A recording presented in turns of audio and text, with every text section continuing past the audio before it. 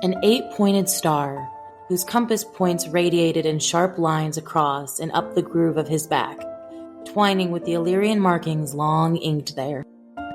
The eastern and western points of the star shot right onto his wings, black blending into black. A matching one he knew would be on Nesta's spine.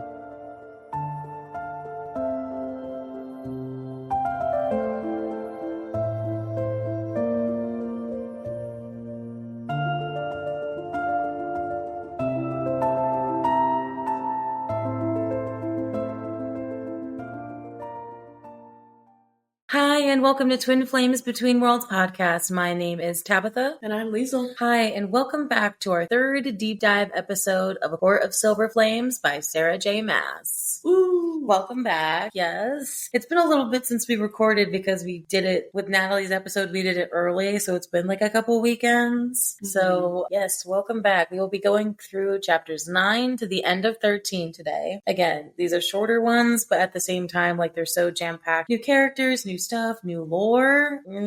By the end, exciting. Jesus Christ, I could go about like the last chapter forever. Yeah. But yeah, so let's just get into it, shall we? Yep. So last time on A Court of Silver Flames. Whee! Yeah, so I mean, not a lot of plot happens except for the fact that Cassian is trying to reach out to Nesta to get her to train and she just doesn't want to, which we get into that more about. It's more about the place than training itself, which makes so much sense that nobody, even him, didn't notice it. Yeah. But the thing is, as a reader, I didn't notice it, so I can't really blame the character for that. So he keeps like Amryn tells him to keep reaching out his hand, but that is not working. She is very like it's that point in a process where people are trying to get you help, and then she just keeps going downward instead of going upward. And she's having Clotho. She's having like a good interaction with her, at least relatively. She's doing her work in the library, not doing the training up at Windhaven. Yeah. And so then the major plot point we get is the whole Eris encounter with Vasa and Jurian and Lucian in the Band of Exiles at their shitty manor, I guess. Yeah. I was expecting them to have a better manner, but right. Well, at least they didn't like kick any family out, probably. Yeah, it was like already a dilapidated building, so they just And Cassian gets to play courtier for the first time, and he sucks at it. Very much. But at least he's trying, babe. I love he's trying. So Eris kind of gets us started with the plot, right? Where obviously the Nesta plot and her journey is in there, but this is like the kickstart to like plot. Of the queens are back. We get Briellen, her name. That's the ancient Fae Queen. She's rising up again. And Baron and her are in cahoots. And Baron and her in cahoots. She's working with Kosjay, the Dark Sorcerer Lord. Okay, that's great. Lovely. So Eris's guards are missing, and he's trying to find them. And he seems like something is wrong with them, or like they were stolen, or I'm thinking mind control, or some sort of poison. Because they just disappeared. Oh, yeah. But I don't know how. Like, that's the thing. It's like, how does she have that? No clue. Right. But yeah, I think that's it. Yeah, and then it's back to the House of Wind we go. Yep. At least this time it goes on kind of an upward climb. Mostly. So let's get started at chapter 9. So again, we just ended, they were at the Cassian and Nesta are up the Illyrian camp. And I said this last episode, but who also didn't think this was going to happen. This is Nesta's encounter with Emery, the shopkeeper we met in Frost and Starlight, coming back to meet her for the first time. I was so happy. I was like, oh my gosh. And we said that in Frost and Starlight of like, oh, Nesta would be besties with this girl. Right, because Cassian said that. He's, they're like two sides of the same coin. She would love to, like, it totally was foreshadowed. Very on the nose foreshadowing for once. Right. So she just, I think that's one thing about this book that SJM did really well, is that there's no beating around the bush. Like, we all knew, like, there's so many plot points that happen that are twists and turns that I didn't see coming. But also, like, moments like these where I'm happy, it was so on the nose that I'm like, okay, this is where it's going. So she just walks right into Emery's shop, no qualms. I love how she digs the other Illyrians, that this is like the cleanest place. Yeah. It's because a woman's running it, honestly, obviously. It's got the woman's touch. And Nesta wastes no time. She talks about, I think it's interesting how she describes Emery here, because she says that she might have some Dawn Court lineage in her. Mm-hmm. Nesta is so observant from, what did she go to the Dawn Court one time? They went that one time. I mean, granted, Feyre went as well, and it was also her first time, and she's also very, much in that mindset as Nesta. But you get the point. She met a few Dawn Court people, and she's like, might have some Dawn Court in her. That's an interesting thing to think about, like Illyrian and Dawn. Like, how did that happen? I wonder, they never talk about her mom. That's true. Maybe she has some sort of other Fae in her. She's also like half Illyrian somehow. I don't know. I guess that's something we don't know, actually. Somehow in her ancestry, an Illyrian hooked up with a Dawn Fae. I mean, Fae. Though I will say, because the Dawn Court people are they're described as very Asian descent. Mm-hmm. So they're very described like that. So that kind of describes Emery a little bit. Mm-hmm. Oh, wow. A beautiful Asian Illyrian. It's your fucking nightmare. Right. Emery is your dream. Absolutely. So Nesta's looking for something warmer in her flight leathers because she's just up there not training, and so she's like, "You got anything warmer than this?" Like, yeah, they're fighting leathers. They're flight leathers. Yeah, it's for flying, but also fighting. I mean, yes, they call them fighting leathers, but they're also. I thought you were combining fighting and light. No. Like they're yeah. Anyway, sorry.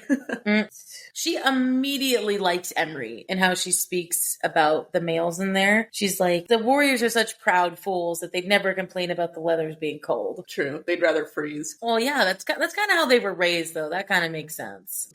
So Emery so what are you using them for? Like I don't sell fighting gear. Like, it's very much not prying, but also prying. Mm-hmm. She's trying to figure it out, but it's also her job. Like, okay, so are you flying? Are you fighting? Mm-hmm. Are you just sitting there? Like, what are you doing? She's like, I'm not training. I'm immediately Emery.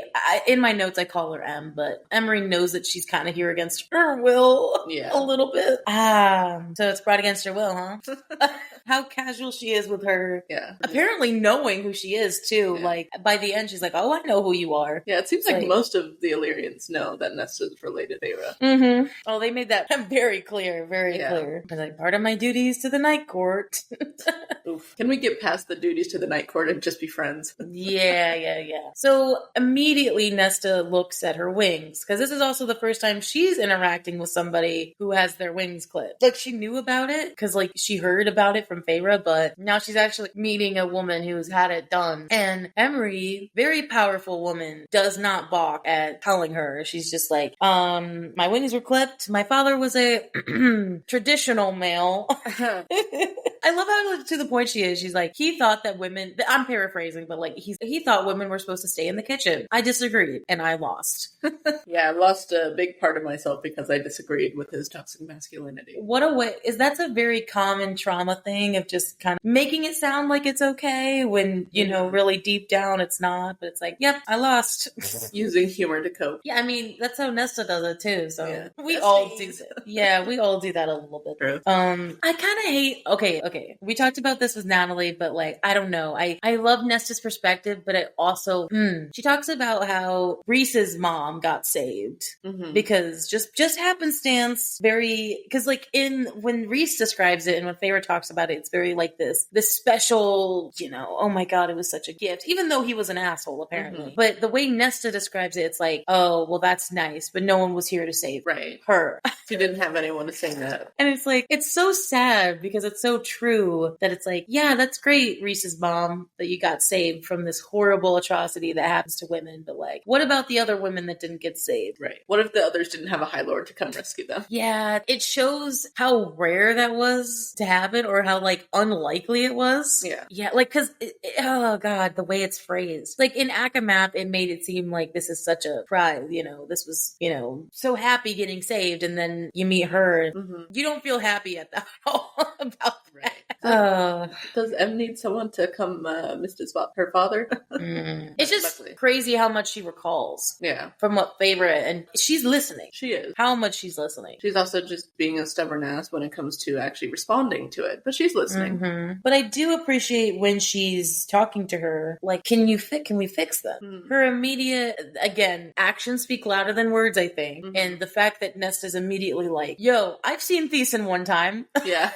Maybe we could go over to Dawn and fix this up. Because even Emery says it. She's like, short of the High Lord of Dawn, like, I mean, I don't think anyone, because it's go ahead. Short of the High Lord of Dawn. Oh, I know the High Lord of Dawn. I saw him one time. I can scare the shit out of him to get him out here. Yeah. Right. But it's because I appreciate the detail about the intricacy of the wings, like the muscles, the tendons, and whatever. Like they can't, because they clip such an important part of that inner muscle. Like that's what makes them not. The way I think about it is like the Achilles tendon. Like you slash that, you can't walk. So it's like a tendon like that in the joint of the wings. And if you clip that, then the muscles just don't work anymore for the wings. Yeah. So I hope, because that would mean so much that they could figure out how to save these women's wings so they can fly again. But I definitely have a headcanon theory type thing about that because Feyre has the High Lord powers, she has both Dawn powers and Tamlin's shapeshifting powers. Like if maybe she could shapeshift the wings, the tendons back to where they were. If she can make her own wings, hell, she could do especially that for since them. She'll understand the anatomy of the wings and she can make them on her own. So I'm wondering if that would be possible for her to like shapeshift the wings back to how they were. And how Tamlin shapeshifted other people. Like, because we've only seen Feyre shapeshifting herself. She could totally do it to others, I'm assuming. I feel like,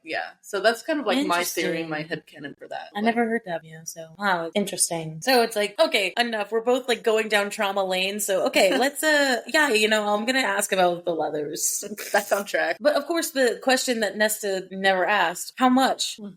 She can't pay. I don't think Nesta has ever had to ask in her life, how much money is this? Right. Has she ever like gone out and bought something herself? Well, I guess technically she has, because like in the human, she was given money by Feyre. I guess, but in that way, like she never asked how much something was. That's like true. it was just okay, buy it. Right. And she wasn't thinking about how broke she was. No. So it's just like, I don't have any money. And it's like, dude, doesn't Rhysand pay you well? I even love how Emery, this woman up in the mountains, is just saying Rhysand, doesn't even say the moniker. It says, I thought Rhysand paid you well. It's like, I got cut off. Yeah.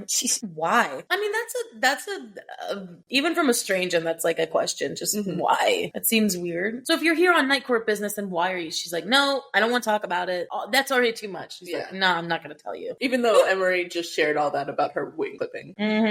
But she doesn't take it. She doesn't take it to heart. She kind of it just says she shrugs. Yeah, she's like, okay. I'll still make the inquiry, like, but you should probably find some way to scrap up some money, and then she's like, I don't care what the High Lord thinks. And then she brings up Cassian's name with everyone else except him. She's like, I think Cassian would rather me fly up, or him throw me off the edge. It's like immediately. Sorry, I'm backtracking for a second. I like how Nesta does show a little bit of her truth, though. A little, like, this is the first time she's telling somebody that she's cut off. And she's not getting like laughed at or ridiculed in a way that seems embarrassing to her. It's just kind of like, that's what it is. I'm cut off. And right, it's almost like M didn't say why, as in like, why, ha ha ha. It's just like a genuine why did that happen? A genuine curiosity. Yeah. Also, is it amazing that she also knew who Nesta was without knowing her? Like, again, these people haven't really seen her, unless we're assuming that Emery has seen her at some point, the one time that she was there, and I doubt it. Right. And it's like, everyone knows who Nesta Archeron is. It's like, she looks like, but I think it's easy to tell Nesta from Feyre, right? Because they look more similar. That's true. And the eyes, too. So it's like, Elaine is the odd one out there. So I feel like she's more easy to blend in the shadows, but like, as Nesta and Feyre look so similar, it makes so much sense how they know. Right. When Nesta says, I'm Emery, and then I don't think Nesta has ever really introduced herself to anyone. I don't think so. Because she's used to everyone knowing who she is. She's just like, I'm Nesta Archer. She's like, oh, I know. It's like, you killed the King of Hybern. It's like yes. Ha, good. Just good. There was steel in this female, not just in her straight spine and chin, but in her eyes. She notices it. I don't know why, but like immediately I got a zing moment of they're gonna be sisters. Like some sort of sisterhood. Like I'm getting that vibe of how Feyre has her found family, Nesta is going to meet hers. And especially with us meeting Gwen this time, I'm like, oh shit. Yeah. I'm like, it's gonna be the new trio. This is gonna be, because I was thinking that, like, if she's gonna get trained, like, then she's gonna have, I was gonna say a threesome. Not, like, it's not a could you imagine Cass, Az, and Reese in a threesome? No, I can't. No, it's a little weird. I've seen fan art of that. That's weird. But I thought it was, okay, 3 brothers. I thought the 3 sisters were gonna be, like, our sisters. Like, the Archeron sisters. But it might be 3 new sisters. Like, in the Illyrian sense. Because they're gonna, like, I don't know. It's gonna be a new training group. Yeah, and I was like, but I didn't think that they, at least at this point, I didn't think they were going to train. A new unit, that's the word. I was like, wait, how are they going to become badasses too? Because it doesn't seem like they really want to train. I mean, none of them really do, so... It seems like it's going to be like 3 hurt female getting together. Yeah. So, you know, of course Nesta's just known for killing Hybern, but it wasn't just her, though. It was not just her. Everyone forgets that Elaine was there too and stabbed him at first. Honestly, okay, maybe this is just my personal opinion, but I think Elaine was actually the one to completely kill. Yeah. I think Hybern, he was already dead by the time Nesta actually severed his head off. Yes, but for of sure. course everyone just sees the fact of Nesta holding the head triumphantly. But really, Elaine did all the work for that. And no one brings it up. And it's so crazy because it's like, I either think that they didn't want to tell it to anybody, or again, go to that episode for the last in ACOTAR, because we talk about that for like a lot. Yes. Like, she winnowed, okay? Yeah, somehow she appeared out of the shadows with Truth Teller and killed the king of Hybern. This girl who has never fought a day in her fucking life. She doesn't. Okay, I'll move on, but that's crazy. Because we already talked about it next. But go to the last episode. We talk about it a lot. But like, so Nesta didn't actually kill, but that's like all she's known for. And just it's like, the ruthlessness of beheading him, and it's like, dude, he was already gone. It's like, come on, let her build her own reputation. Yeah, Elaine in the shadows yet again. Also, is this the first time we're seeing Nesta being polite to a stranger? I think so. I think in the entire fucking series, I don't think she's ever been like this nice to somebody. She had that like kind of truce with Feyre on and off, but that was more of like the sisterly thing of like, okay, I guess we're sisters. I guess we can kind of get along now. But no, with a stranger, absolutely. I think this is the first time she's being polite. And I think that the truce with Feyre at the end of book 1 was literally because her father and Emery, Jesus, Elaine were under that spell. Yeah. So it was just like they could only talk to each other because they were the only ones that knew anything. So even in that way, it was kind of like covered up with just a level of circumstance that happened. So, and immediately she walks out, has this really good interaction. She's like, oh, I can't believe I was being polite. And literally everyone is running from her. People are taking their children inside. Yeah. Like, babe, this happens to Cassian on the regular. So just go with it. It's fine. It's a perfect match. But I hate how you're right to hide your children from me. I am the monster you fear. Which is kind of true.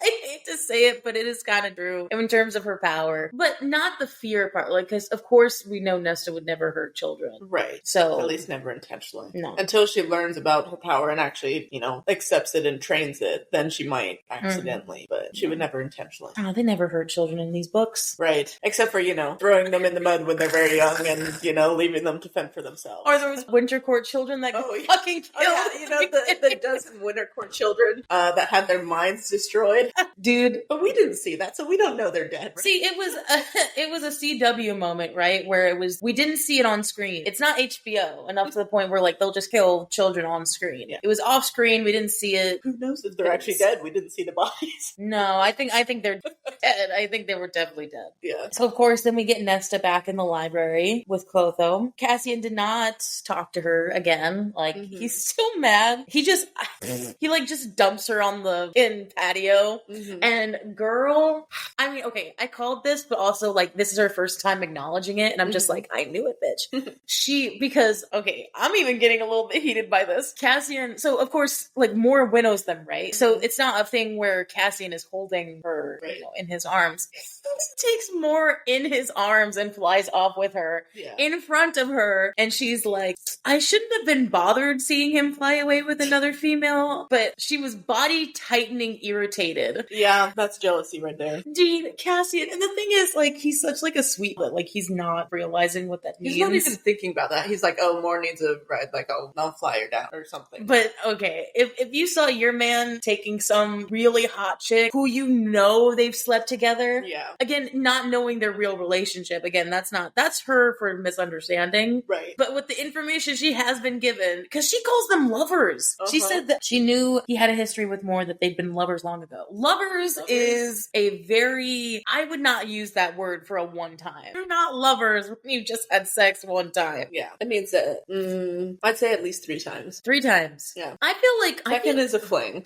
I feel like lovers is more like there's actual, like, I don't want to say exclusivity, but we're doing this, like, we're gonna habitually do this. It's not even just like, it's like the agreement, not actually how times it has. Yeah, that's valid. It's like, okay, we're lovers is okay, we're either in a war or da-da-da, like, we're gonna be in each other's camp, even if it's casual, even if there's not like a level of, I mean, there always is a level of emotion with them, but like, it's a level, it's more than just one time and we don't talk about it. It's like, that's not, it's, again, you know how much I hate fucking labels being put on like relations. I hate when people are talking like, oh, we're just talking, or we're like in a situationship. I'm just like, holy fuck, that's annoying. I feel like the only labels really are one night stand, fling, and lovers. Which is the 3 levels. Though I do appreciate calling it a summer fling. Yeah. I like where it's like, I had one summer fling one time and it's like, I feel so proud of it for some reason. But anyway, that's my thought. So of course, she's by herself in the house again. The house offers her food right at first. The house is getting more sentient as we're getting into these chapters, and I really, really love seeing how it evolves. Because we haven't really seen it. It's like winnowed food for the inner circle before. But the fact that it's like just, well, like you said, becoming more sentient, we haven't seen it be very sentient before. Also, it's in the library. When you think of the house, you don't think of the library. Like, I thought that they were 2 separate entities, but it's almost like the mountain itself is just free game for it to work its magic. Imagine Valaris now just has a sentient mountain. I mean, wouldn't be the first time. They got Ramiel, dude. Which hasn't been confirmed that it's sentient, but I kind of get that vibe. Yeah, it at least has like aura around it. Yeah. Not this sentient, but you know what I mean. Yeah. Yeah, so it's trying to bring the food down to her at the library, and she's like, no. It's like, if you're not going to eat up here, I'll bring it to you. Which is so sweet.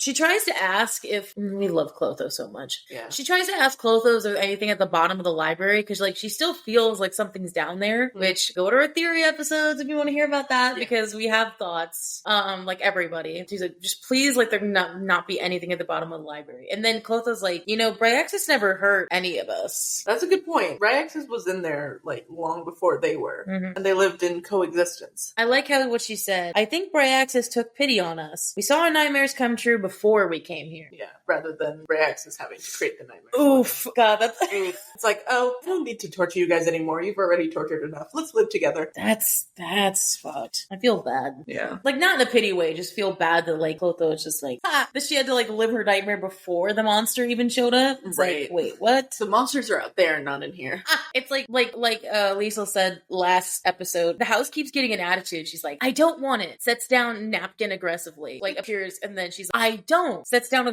glass of water, like, sloshing slightly. It's like, bitch, I said no, and you just keep adding stuff. Good look. Can I just say, so how the fuck does she remember everybody's name? I think I don't want to say it's a plot hole. I think it's just Nesta, like, how smart she is.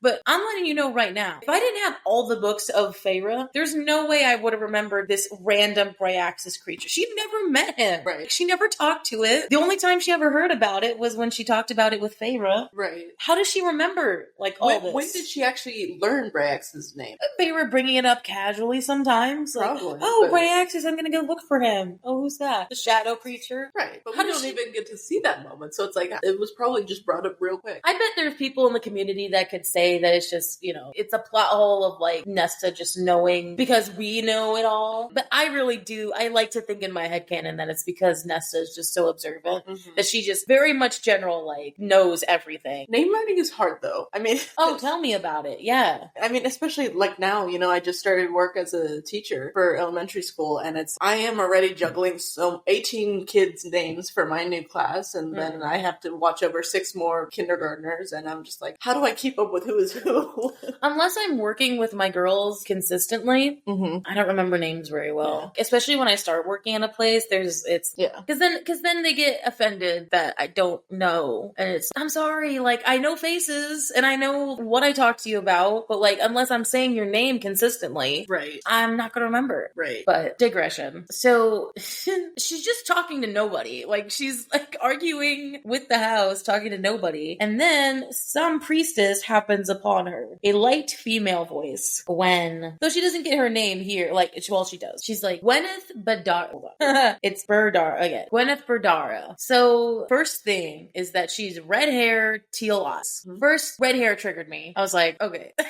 Autumn court, baby. Also, the second important thing to know is that she's not wearing robes and she doesn't have a stone on her forehead, which is like the common, like all of the priestesses in this place have them. Yeah, and every other priestess that we've heard about, robes and a gem. I am. She seems like half hay. She says like half fae, half unknown. So she's like a hybrid sort of situation where it's like, again, as you know in this series by now, if you're listening to us for the 5th season, anyone who's half fae is powerful as fuck. Like, or if you're made, like in this sense, but no, you're any half typically. You were powerful as fuck. Half is that half like immediately I thought Autumn Court. I was like, is this like Eris's bastard child from like a young like a young age? I don't know. A young fling. We don't know her age. We don't know really anything about her yet. But immediately that's what I started thinking. Because at this point I'm so engrossed in the story, I'm trying to see connections where there might not be any.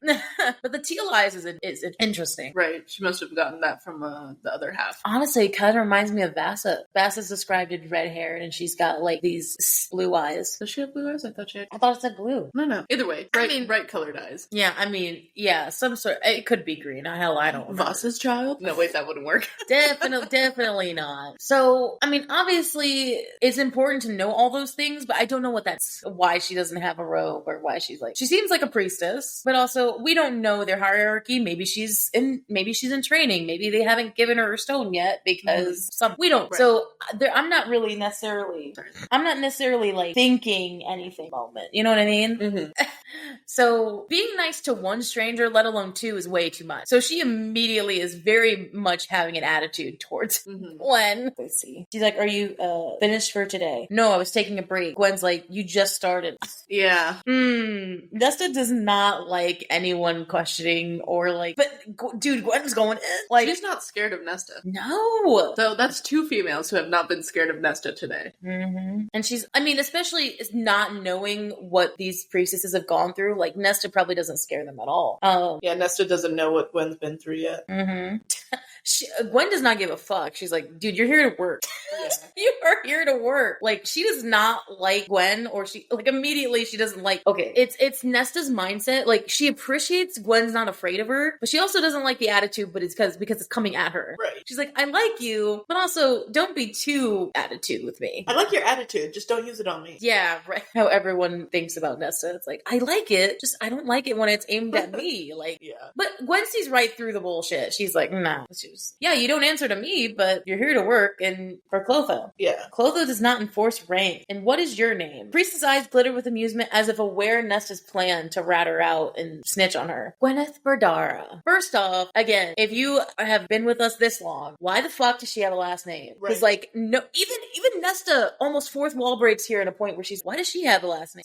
Because no one else does. Except for the Vanceras. Reese doesn't have one. Nobody except the Artrons, the Vanceras, and now her. Who else has a last name? No one. This is so odd. That is so odd. Like, do the Berderas have like a bloodline or something? Does that rhyme with Vancera at all? Does it? Kind of does. Depends on how you say it, but yeah, Berdara. It does. Berdara, Sarah. It rhymes a little. I'm trying to see connections, man. I'm trying to. It rhymes. It's like the whole thing of saying like Vancera. Wait, let's change the last name so that they don't know she's part of us. So Vancera, trying to bullshit a last name. Right. Yeah. It's like the Game of Thrones thing where they try to say like a bastard name. You're just Snow. Sorry, you don't get that. Someone in the audience knows about Game of Thrones. So, okay, obviously I'm thinking this girl's going to be important, especially because of the last name. There's going to be some connection somewhere where we hear someone down the line, whether it's next book, whether it's this book, and we're going to be like, I'm something Berdara. Right. Oh.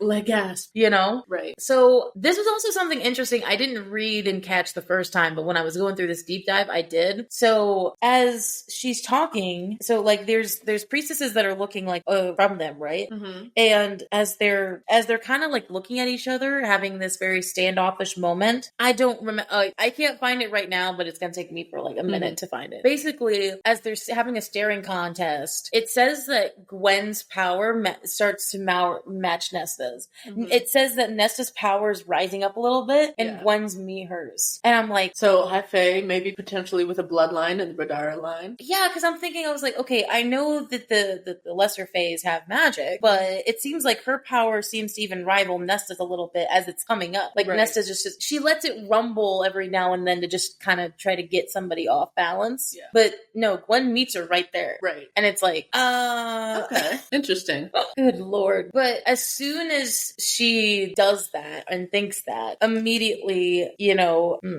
now I need to, there it is, sorry. A crackle sort of energy buzzed around her and Nesta's power grumbled in answer. There it was. That was what I was trying to say. But immediately as Nesta is talking shit to her and like fighting her, she immediately remembers, oh shit, they're here for some sort of reason. For some traumatic reason, I might want to be a little bit more careful. Gentle. She's like, I'll do it. And then I'll do it right now. Because she's like, okay, Gwen doesn't have a physical marker like Clotho. Clotho obviously has very physical markers to her trauma. But Nesta's talking about the invisible. Yeah, for Gwen to actually be here, like something must have been like bad enough to happen that Rhys would bring her here. Mm-hmm. And I immediately, Gwen was actually liking this encounter, weirdly enough. And then she goes, I don't need your fucking pity.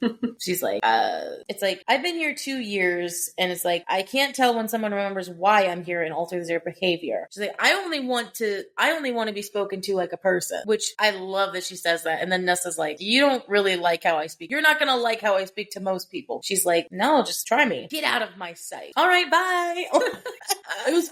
That's like almost cringe of like, she's immediately like, it's like, okay, fine, get out of my sight. But it's like, okay, cool. It's like, it's a little cringe, but at the same time, it's like kind of funny. I think it's genuine because I'm kind of like Gwen. I would rather somebody, especially if they knew everything that somebody has gone through, I would rather them still treat me the same than try to coddle me in a situation where it's like, no, if you're a bitch, I want to be talked to like a bitch.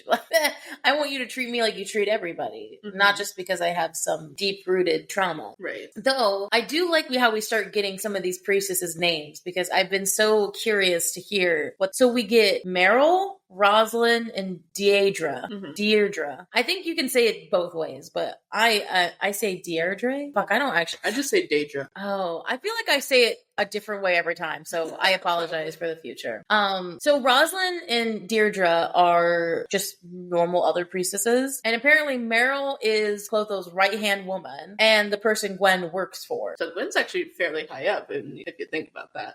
And their priestess hierarchy, if Clotho is like top dog here, which is so crazy to think that like Clotho's top dog when she's kind of like sitting as a secretary, which no offense to the secretaries. I'm just saying, if I thought, she's like the leader or something, she'd be in a back room or, she's front desk to make sure that whoever's coming in, it's almost like the leader being the front to protect. She's protecting everybody. I love Clotho so much. Yeah. So Nesta just starts complaining to Clotho. She's like, Gwen's a piece of work. Like, she can't order me around, dude. Clotho, dude. Nesta says, she's a piece of work. And then Clotho writes, some would say that about you. My God. He's so sassy. Dude, Clotho, we love. She's like, some might. Gwyneth, like you, has her own history of bravery and survival. I like how Clotho says, like you. Oh, I would ask that you give her the benefit of the doubt. Good night, Nesta. Oh. Very sweet. Like, even though Nesta has like an attitude issue, she's still like, she's had her issues like you. So just give her even though she knew that was just for show anyway. Yeah. Clotho, I mean. So obviously Nesta goes back up into that big private library with the big bay window that like I love. And so she's sitting about to read and she's like, so about that food, could I have it now? Can I have the food now, please? Actually talking to the house again. It also tries to light the fire again, and she's like, no. No fire. No fire. God, like, it's doing everything immediately. As if the house was a fussing mother hen. And when she says thank you, the fey lights flickered as if to say, you're welcome. So she made a friend of a house. Dang. Can't say I've done the same. No one else likes her, so. That's true. Now she needs to make an inanimate object sentient. Oh my god. Yeah, so Nesta's is finally, she's like on her third of soup as we get into chapter 10. And she's just sitting there fucking, like, it's good that she's eating. Finally. It really is. And the house offers her like this double chocolate cake, which I don't like double. I'm not a person who likes double chocolate anything. Well, shut up. That's not true. Anyway. I said nothing in that. I saw your face, all right. I knew what you were thinking. I was thinking about chocolate cake. I like chocolate cake. Well, I know that. Anyway, I'm sorry. She's just like, is this Cassian approved? And he's like, it certainly isn't. Like, oh shit. When did you show up? Oh my god. She always knows where he is, and then he snuck up on her. Yeah. What do you want? See, this time he's actually coming to, like, because she's not just sitting in her room this time. It's like each time is a little bit different. So he comes and talks to her because she's actually out and about. Right. It's like, I'm talking to the house. It's like, wait, what? She's like, it doesn't talk back. It's like, exactly. He walked into that one, yeah. But he laughs. I love their cute banter. Even though, like, it's like, these are the good moments, and then when they get to training, it just, it, like, plummets, and I hate, he is very weirded out that she's talking to the house. Like, he's like, in that it's doing things for her unasked. Like, she's not giving specific instructions. She's just like, can I have food? And then, like, there's, like, so many things, and then bay lights flickering, and she's not asking it to do that. So he's very much like, this is a magic house. You ask, it does what you want. It's, well, it doesn't seem quite like this. I wonder why it's different for her, because the thing is, I don't understand it. She kind of seems a little crazy. Like, it just does what it listens to me. Okay. Maybe you should try it sometime. Cassian, did you do anything to make it that way? It's like, wait, are you trying to suggest that Nesta used her power to make a sentient house? She's like, I'm not a witch, okay? I didn't cast a spell. Which I'm thinking to myself, I'm like, maybe she just did by accident? Probably. I don't know. Like, she doesn't know how her power works. Right. What if she did it while she was sleeping? Oh my god. He like reaches like, oh my god. It's like he gets any chance to try to get close to her and she just like fucking freezes. Which is exactly what I would do if I was in this situation with Cassian. Because he like leans across her, takes a fork, eats it right in front of her. And it's like, she just like fucking stiffens. She's just like, okay, if I don't move or I don't breathe, he's right there. Maybe he won't leave.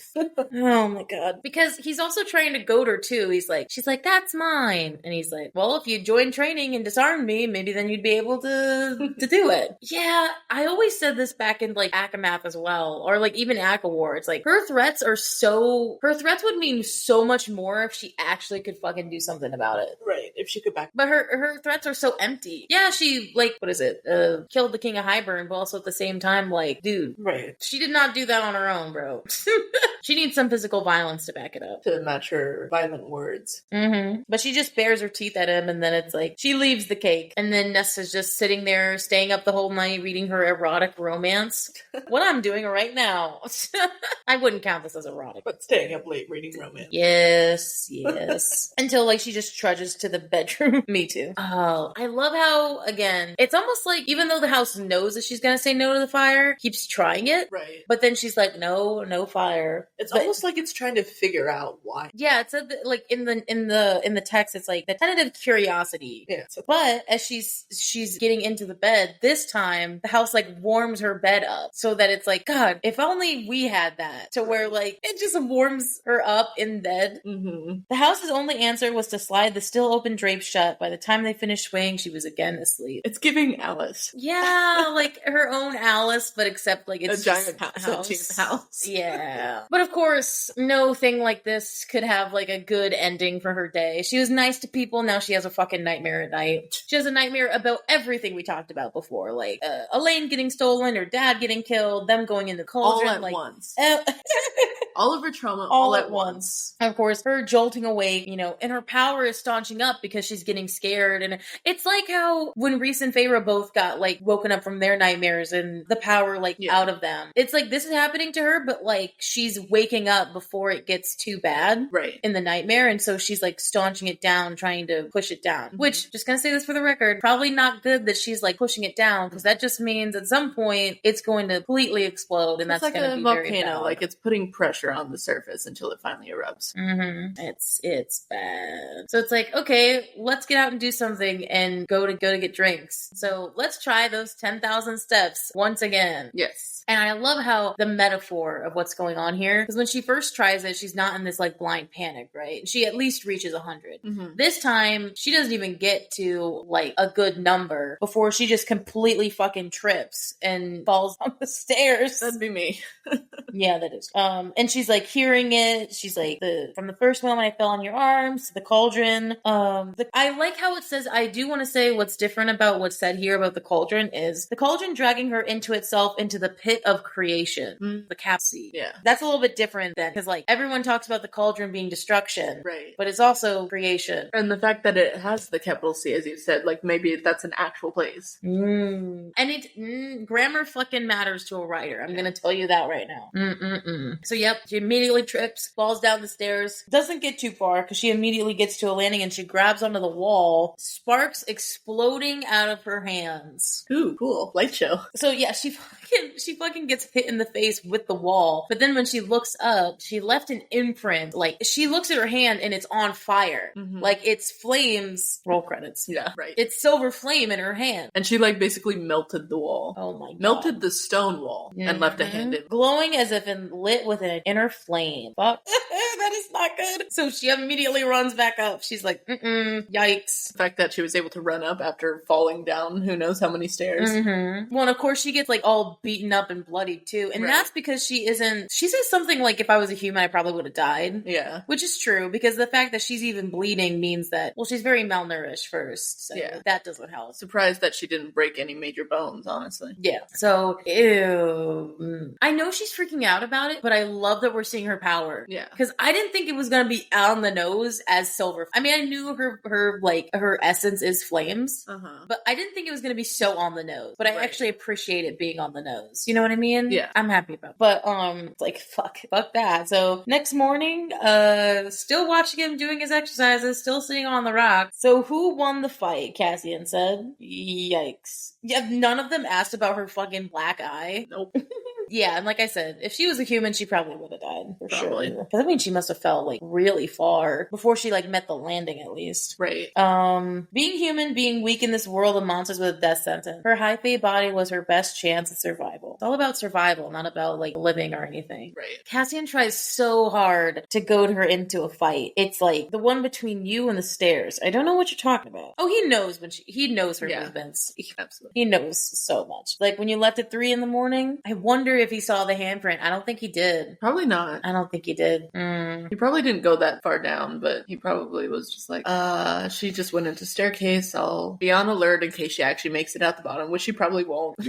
Yeah, for sure. But make sure she comes back up in like an hour. I love how her first reaction is, you watched me and you didn't come to help. It's like, okay, what would you rather, if he did come to help her? You would have pushed him off anyway. She would have freaked out because she wouldn't wanted to see the imprint. Right. God. But the stairs, what I was going to say before that I didn't actually finish my thought on was I like how the stairs is a metaphor, right? Because this is like her low, I mean, again, I don't think it's her lowest point in this book, but it's a low point because it's like she's going a less amount of stairs because she's getting worse, not getting better. Right. And I feel like the more she gets better, the more stairs she's going to do. So I like the metaphor of the stairs analogy of that her journey is like a number. It's a scale that you can, it's almost like creating that physical scale so we can see where she is at that point. And it's a sliding scale too, so it's not just static. Yeah.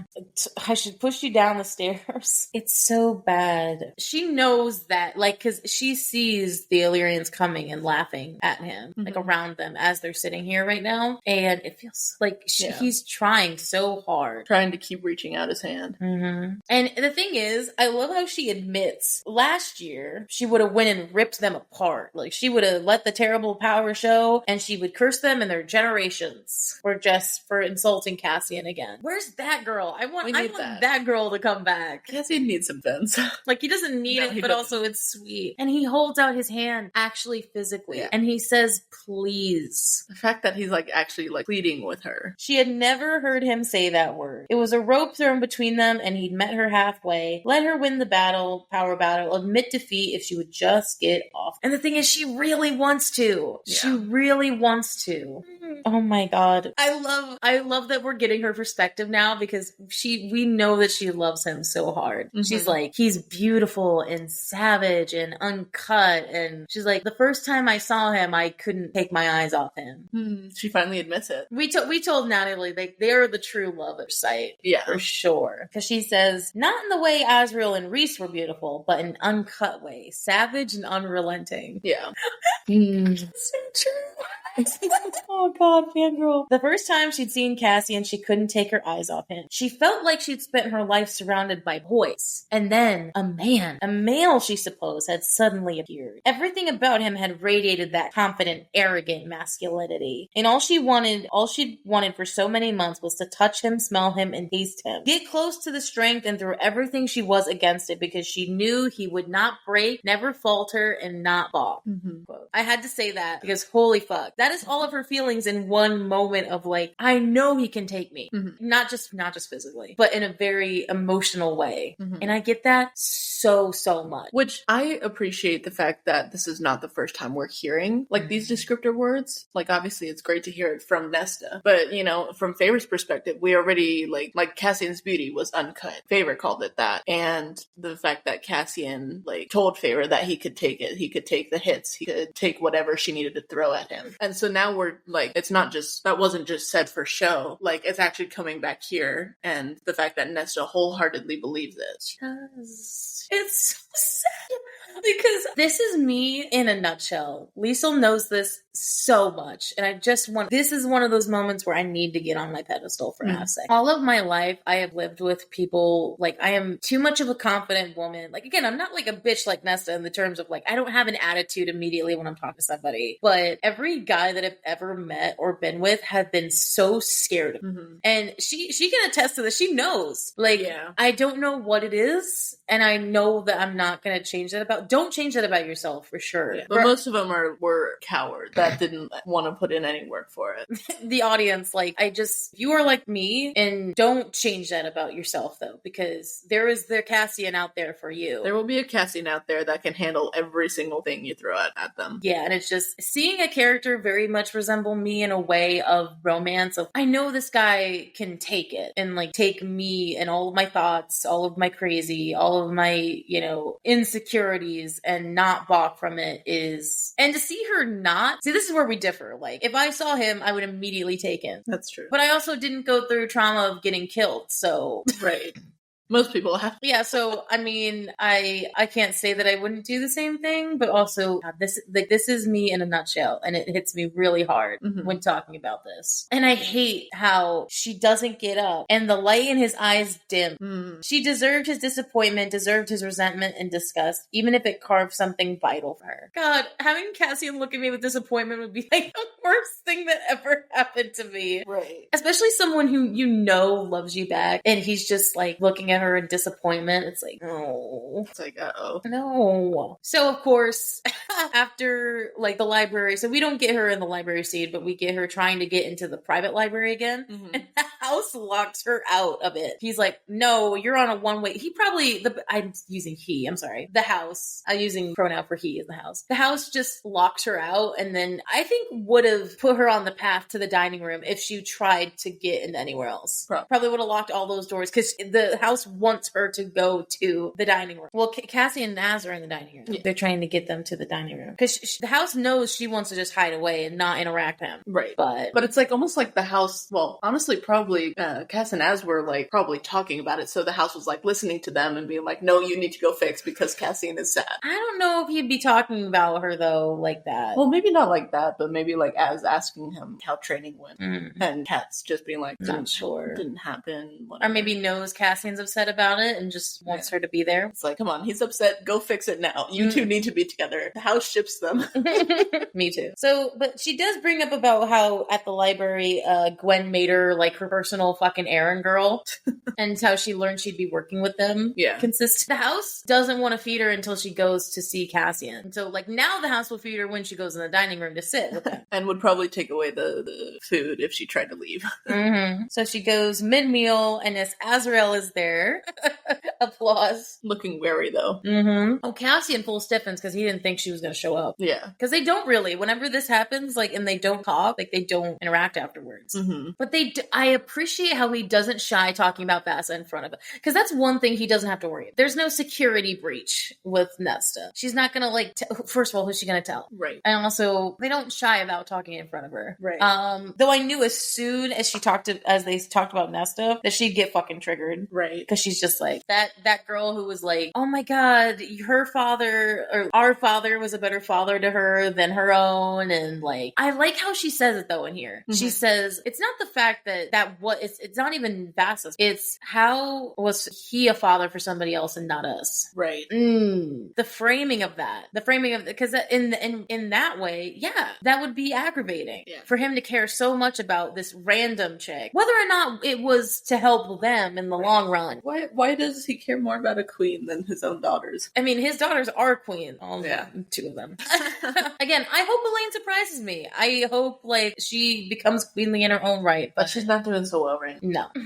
So Az is going to do some recon, so back and forth from the house. So he's going to be at the house more, but he's not going to be in the but he's going to be going back and forth from the human realm. Which I will say, reading this over again, I have questions because I wonder where he I think he's doing his job, but also I wonder what he's doing. Right. Like, is he literally just? Well, I know. Side note, I know. Like at the end, they're literally just sitting there fucking doing recon while they're sitting there for the heiress. I was like, is that all he does? Because that sucks. If that's all he does is sit there. I mean, a lot of spy work is sitting there. I think it's interesting with just the fact we don't get much of what he's doing, especially now that he's not meeting with Eris because that's been passed on to Cassian. Yeah, because he'll kill him. Right. So it's just like, okay, so Reese said that Az was so busy with everything else, but we're not getting what everything else is. Busy for what? Busy doing what? Like, is he literally just sitting around at one, letting his shadows try and infiltrate things? And you ever heard of multitasking, motherfucker? Like, what? And you're not? Unless the sitting around requires his full attention, in which case then that's extremely boring and tedious, but, you know, it's probably something important. We just don't know what it is. I do appreciate, though, how he does like engaging with like, Az doesn't really engage with others. When he's in a very much a group setting, he does not actively engage and ask questions. Right. But with her, he's actually genuinely curious because she also doesn't just sit there. With Moore, Amryn, Feyre, they already tell him, so he doesn't need to ask. Whilst Nesta, he's very curious. Yeah. So he's like, what happened to you?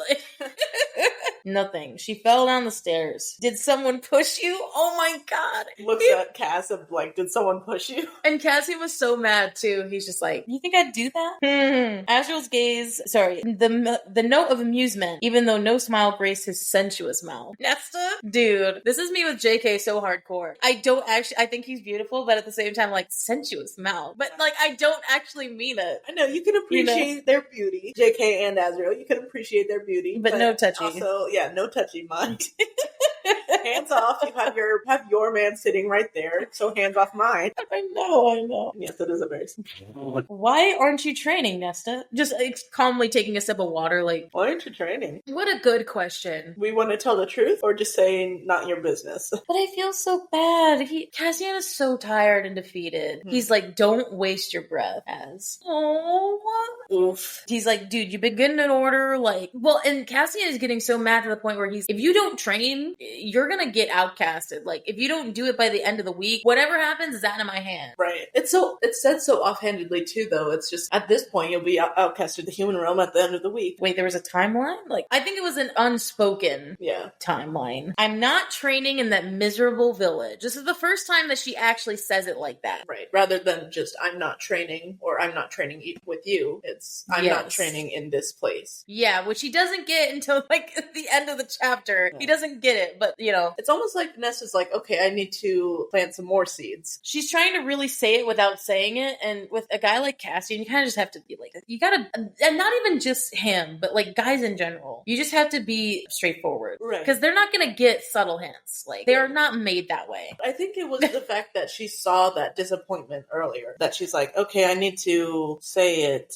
but I still don't want to say it, so I'll just drop this hint of like, this is a reason why I don't want to, but like, you need to pick it up, and Cass is not getting it. So, this is where like both him and Az are kind of like, she talks about Rhys with his attitudes, like, you'll tattle to your precious High Lord. He's like, why does oh so powerful Rhys Sand need you to fight his battles? And they're like, don't you fucking talk about our brother with that. Like, Azriel doesn't say anything, but he immediately tenses and crosses his arms. He's like, uh-oh. Like, well, we're having a nice conversation with him. Here's the iconic, we'll talk about it in our graphic section, but like, this is the iconic next to line of like, Rhys is an asshole, a preening asshole.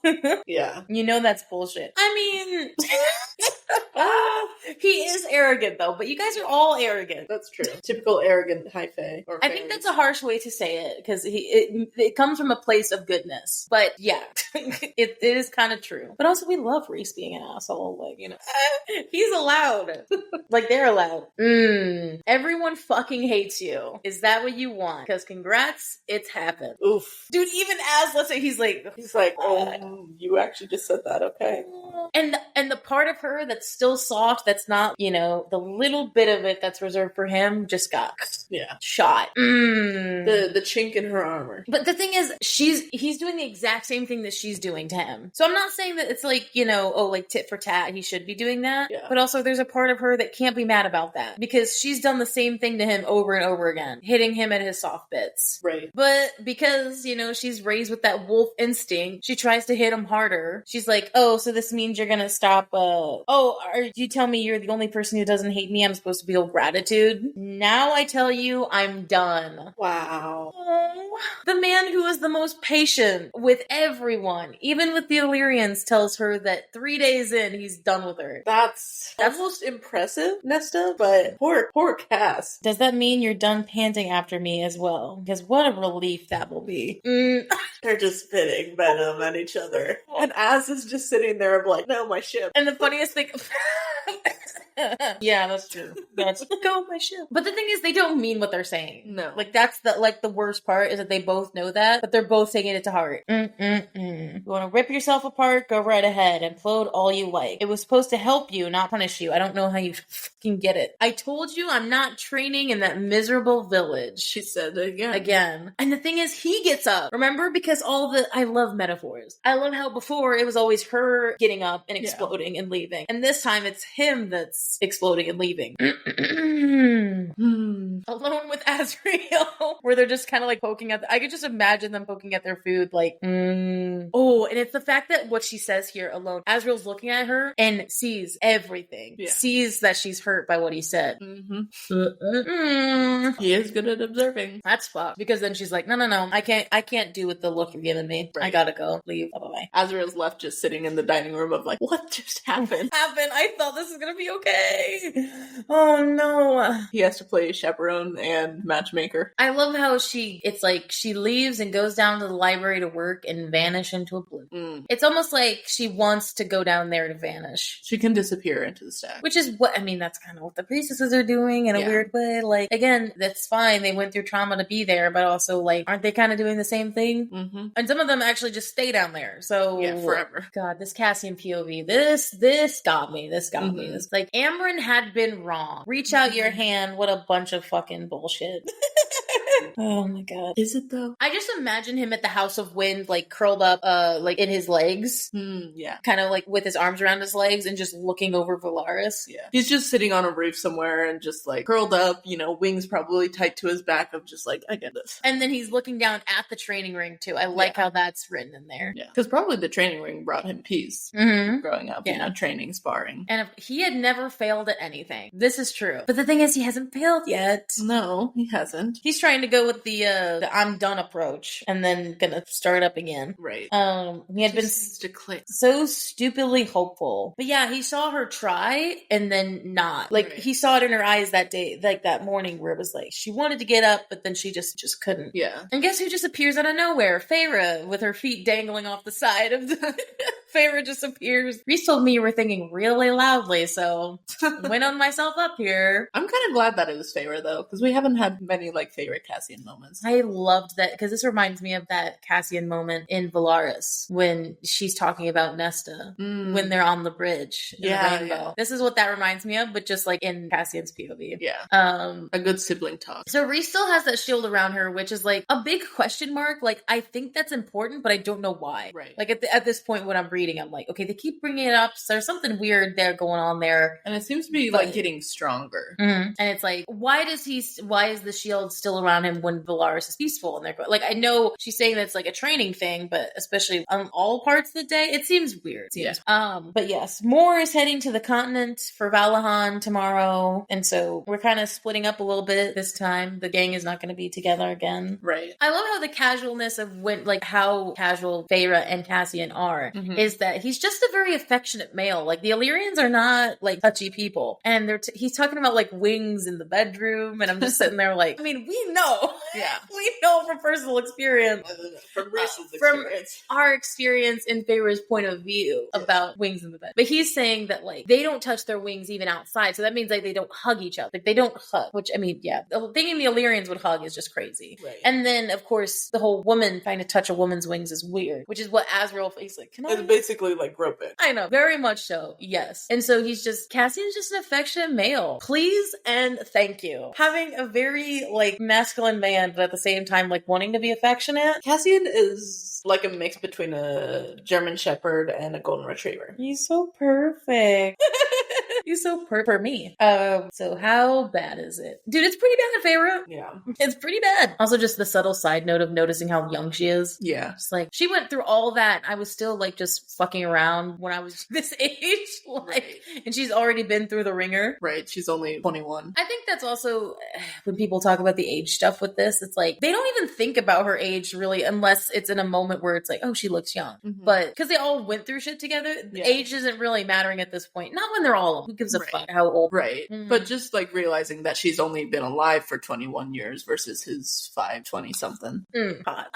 Love a man with experience. I feel like that with all my older, like, because I grew up in a family that has a lot of older people, besides you, like, I don't really bond with people that are younger than me. I've always bonded with people that are older than me. Right. So I get that. And we also get this name again. I just wanted to say Annelius, which is that warrior that was brought up in ACOTAR about how it's like, oh, Annelius himself, like, reincarnated or whatever. And just like, he just talks about how he was ambitious trying to be like him or something. It's like, I think you succeeded. I think you succeeded in becoming the new Annelius of your century, by the way. Or century, millennia? I kind of millennia, maybe. But the biggest thing here is that Nesta does not hate him. We know this. I mean, we know this from her perspective, but also, like, Feyre's. Yeah, that's much. She does not hate you because she knows what Nesta's hate feels like. Yeah. And it ain't it. That ain't it. Right. And it feels nice that Cassian feels upset in a way. Not nice. I mean, I don't that he feels this way. Right. He's like, I don't understand why you guys can't get along. Like,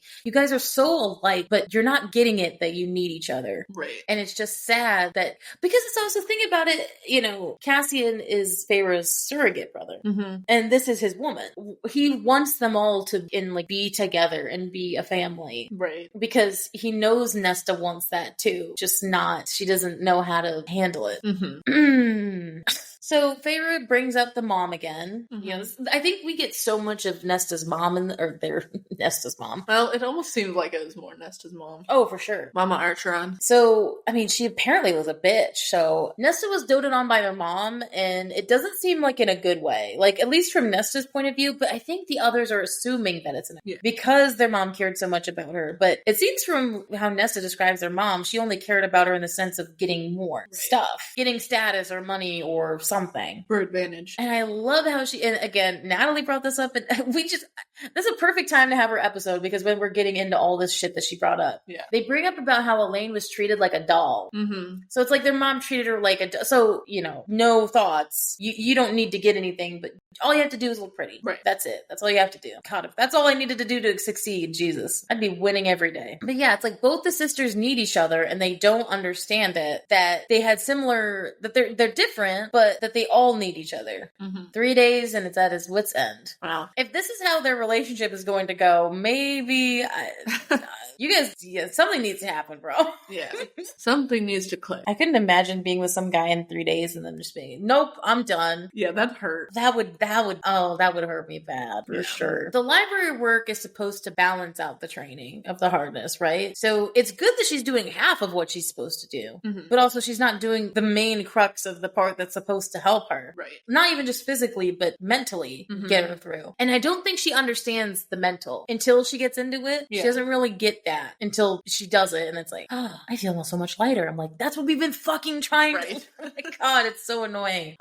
Then revelation time, as he's looking down, because I think it's something Feyre says, right? No, it's what he says. He mocks her. He's like, well, she's not training in that miserable village, so I guess. And then he stares at the training ring, and it's like, ding, ding, ding, light bulb. I should have known. Yeah. He tries to kiss Feyre on the cheek, but then is like bounced off by the bubble that she has around her, basically. And interesting to note, he can't smell her. Yeah, that's gotta be for something. I was like, Gillian wasn't joking about it being impenetrable. All right, despite everything. Can I just say, this revelation is great. I'm glad that he's understanding that it's like it was the place and not the training itself. Mm-hmm. But I feel very bad that just poor Tamlin, okay? Because like he just gets randomly brought up in random moments where it's like, again, I get how protective he's being over Feyre, but he's like looking at her and he's saying, oh my God, and he almost didn't have his high lady because he's like, fuck Tamlin, I want to go back to the spring court and like rip him to shreds. And I'm like, dude, he was not even brought up here. Like he didn't even do anything. He's just randomly brought up here. I feel that he's randomly brought up in conversation. I'm like, yeah, I'm gonna go fucking kill him now. And it's kind of like the whole Eris thing as well. There's a level of pity there for me where it's okay, he's actually being helpful. Right. Again, I know what he did was terrible, but also don't just go back and kill him. Right. It feels so bad. He's just brought up out of nowhere to say like fuck you, and then just drop it again. Oh my God. Until the next time he's brought up. Right. Meanwhile, he's probably still just wallowing in his dilapidated manner. Yeah. So one last time. George Washington. Hamilton? Oh, I wasn't thinking. Oh, what were you thinking? One last time, I need to be. Oh, no, I wasn't thinking that. No, definitely different wavelength there. So, top of chapter 12. In the training ring at the house, how did they not, we said this last book, how did they not think about, or sorry, at the beginning of this, why did they think training up at the Illyrian camp was a good idea? Yeah, why did they even like go there in the first place when there is a training area that Feyre trained at in the House of Wind? If you want her to be kind of sequestered into a place, that's the perfect place to sequester her, because she seems to actually like the house. Yeah. Especially from what we learn about, her talking to it. Yeah, with it now being sentient, like that will be the perfect. So he'll bring her like fucking shit up there. Right. Sunbathing lotion or whatever the fuck she wants. You can go up there and sunbathe. Yeah. And I love the shit that like the other night, last night, she sees so much disappointment on his face. But then this morning, the rage is gone and he's actually kind of excited. And she's kind of just sitting there like very tentative, like, okay, what did I do to deserve like what's happening? Back? Why is he like this? And it's like the thing is ringing in the back of her head, everyone hates you. So she's like guarded again. So it's Moore's back to Val. So it's easy, right? Because any of them could have, Feyre and Rhys are busy. Moore's gone. Just you and me, Ness. In the House of Wind. And I'm like, the just you and me, Ness. I'm like,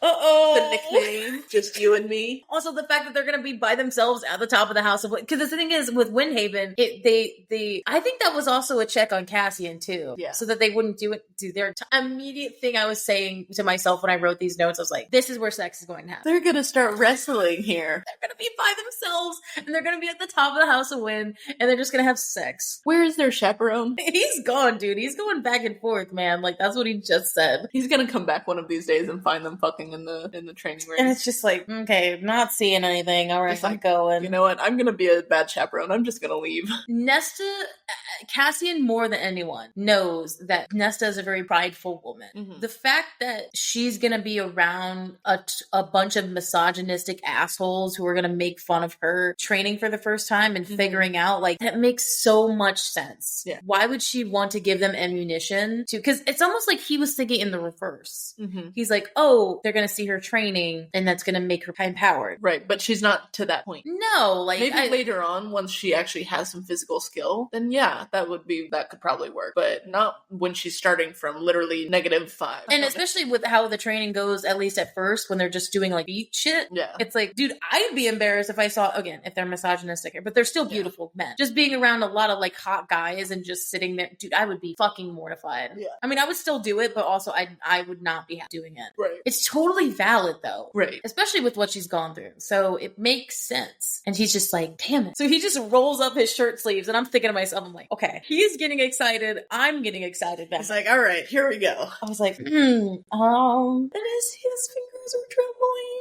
He was so nervous. He's like hoping that this is gonna work, that this was the actual revelation that he needed. He's like, pretend everything is normal, don't scare her off. Like, there is nowhere for her to plant that beautiful ass here. He probably got rid of like all the, if we remember from ACOMAF when Feyre was training, there was a chaise lounge. Yeah, he said he pushed off the... he got rid of all of them, so there's nowhere. Like, you can't sit. Unless it's on the ground, but then that's... You're still in a training ring. Yeah. And I love how she's she's tentative, but she's not...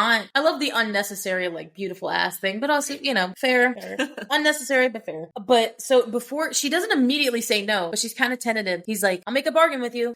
What? Dude, as in, you know, ACOTAR world, Fae bargains are powerful. Yeah. They're very specific, even though this one is fucking not specific at all. But it's something to start. Magic is, these magical bonds are powerful. Like, if either party does not do it, it causes magical repercussions and even death. Yeah. Imagine death over this bond, this bargain. The fact that he is even willing to do that for her, she is just boggled. Because she knows it. She knows it. Like, what these bonds mean. We're no idle thing.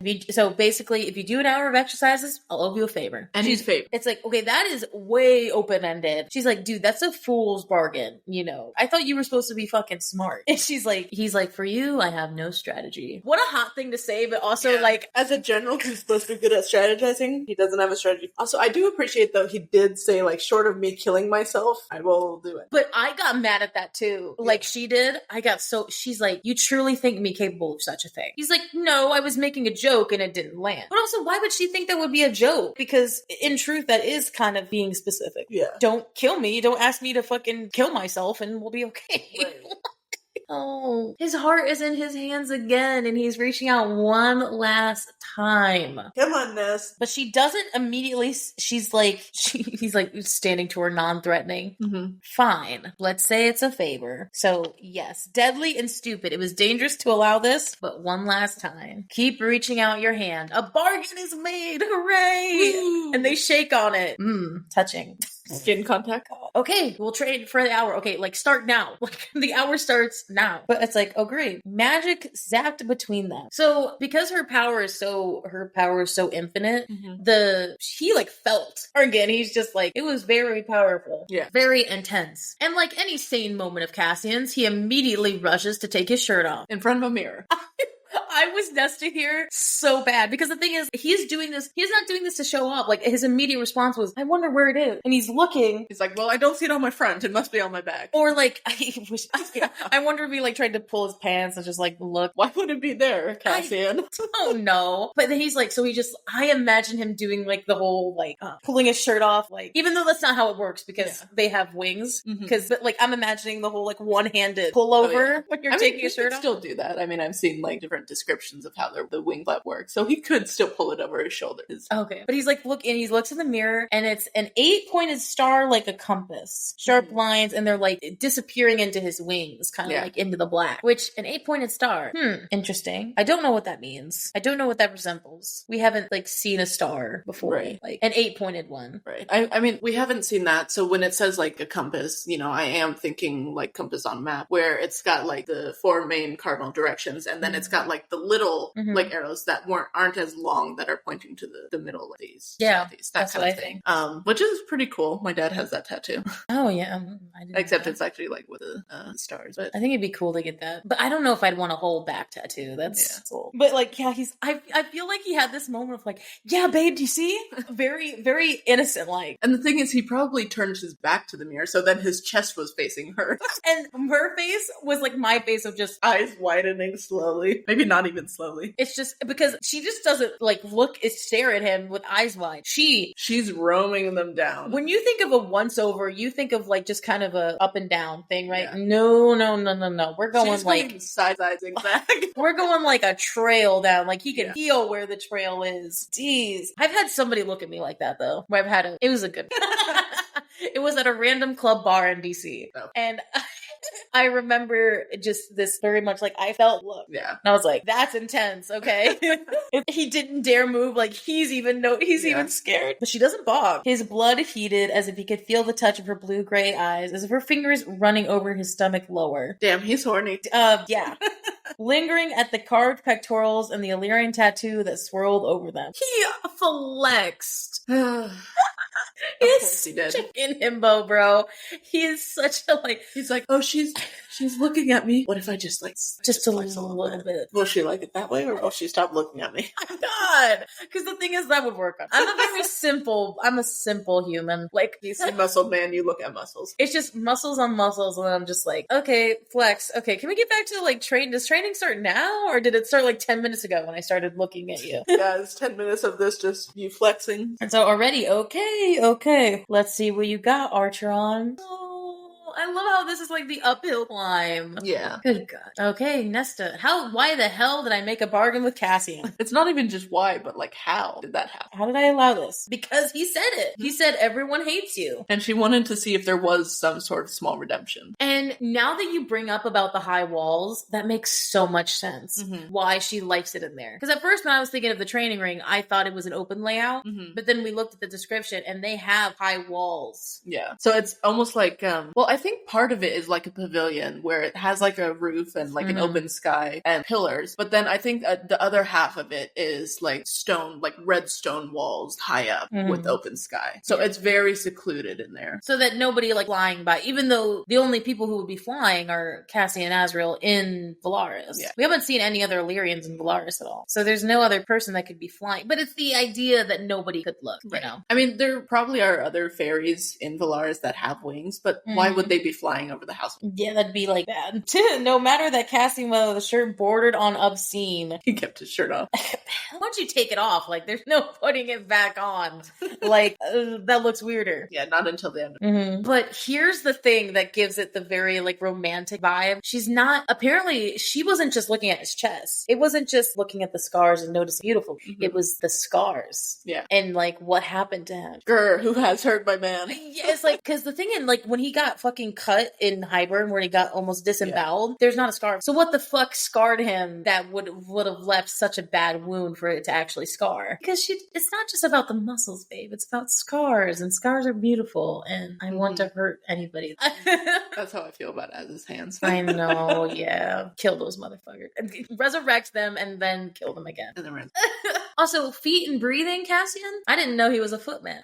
God, he's not. Dude, that would have been a major turnoff for me. I would have been like, I mean, I still would smash. But like, feet, no. But it makes sense what he's talking about. He's like, she needs to start building up her muscles from the ground. Like, you need to be planted. Like, the way he describes it is makes so much sense. As someone who has really bad balance, I understand how necessary those exercises are. Because when I was doing PT, whenever it was last year, 2 years ago, a lot of those exercises, I was completely off balance. Like, it was to strengthen my knee. And I was off balance, so I couldn't do some of the exercises. So I can only imagine, like, needing to build up that basics for actual training. Right. It's like, it's balance. It's also the ground, like, from the ground up, literally. Trying to figure out, because she doesn't have any of the basics that favored it. Right. She's like, oh, so we're going to start with swords today? Bitch, you think we're going to get to swords right now? You think I'm going to lift a sword? You think I'm going to put a sword in your hand? Hell no. But she's just going to be badass. she wait. Just because the fact that she's starting out so small, it's gonna grow so exponentially. I could just tell. I feel like that's whenever you see in a movie or a show when someone has to go back to the basics, even though maybe they had once been a fighter or something, they have to go back to basics. You know that they're gonna go further than anyone. Mm-hmm. And yes, Feyre had an advantage that she doesn't have. And he's not even saying that in a rude way, like, you made your sister go out and blah, blah, blah. Like, he didn't do that. It was just Feyre hunted for a long time, and she learned her own balance and learned herself enough so that like we didn't have to start there. But we're starting there with you because I want you to get everything. You've never done it. And also she's probably going to be even more badass than Feyre because she didn't get all the Illyrian basics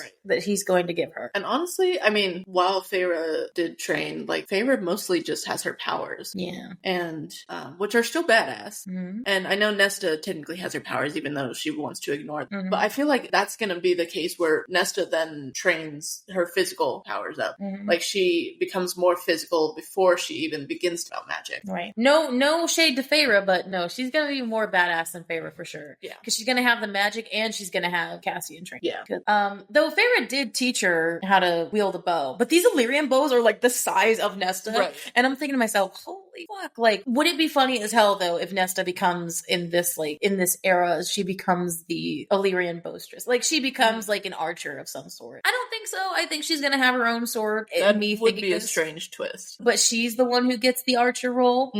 Or I feel like that's gonna like come back at some point. I love how Cass is just making her sweat with the exercises, and I'm thinking to myself, I'm like, I understand. Yes, I understand.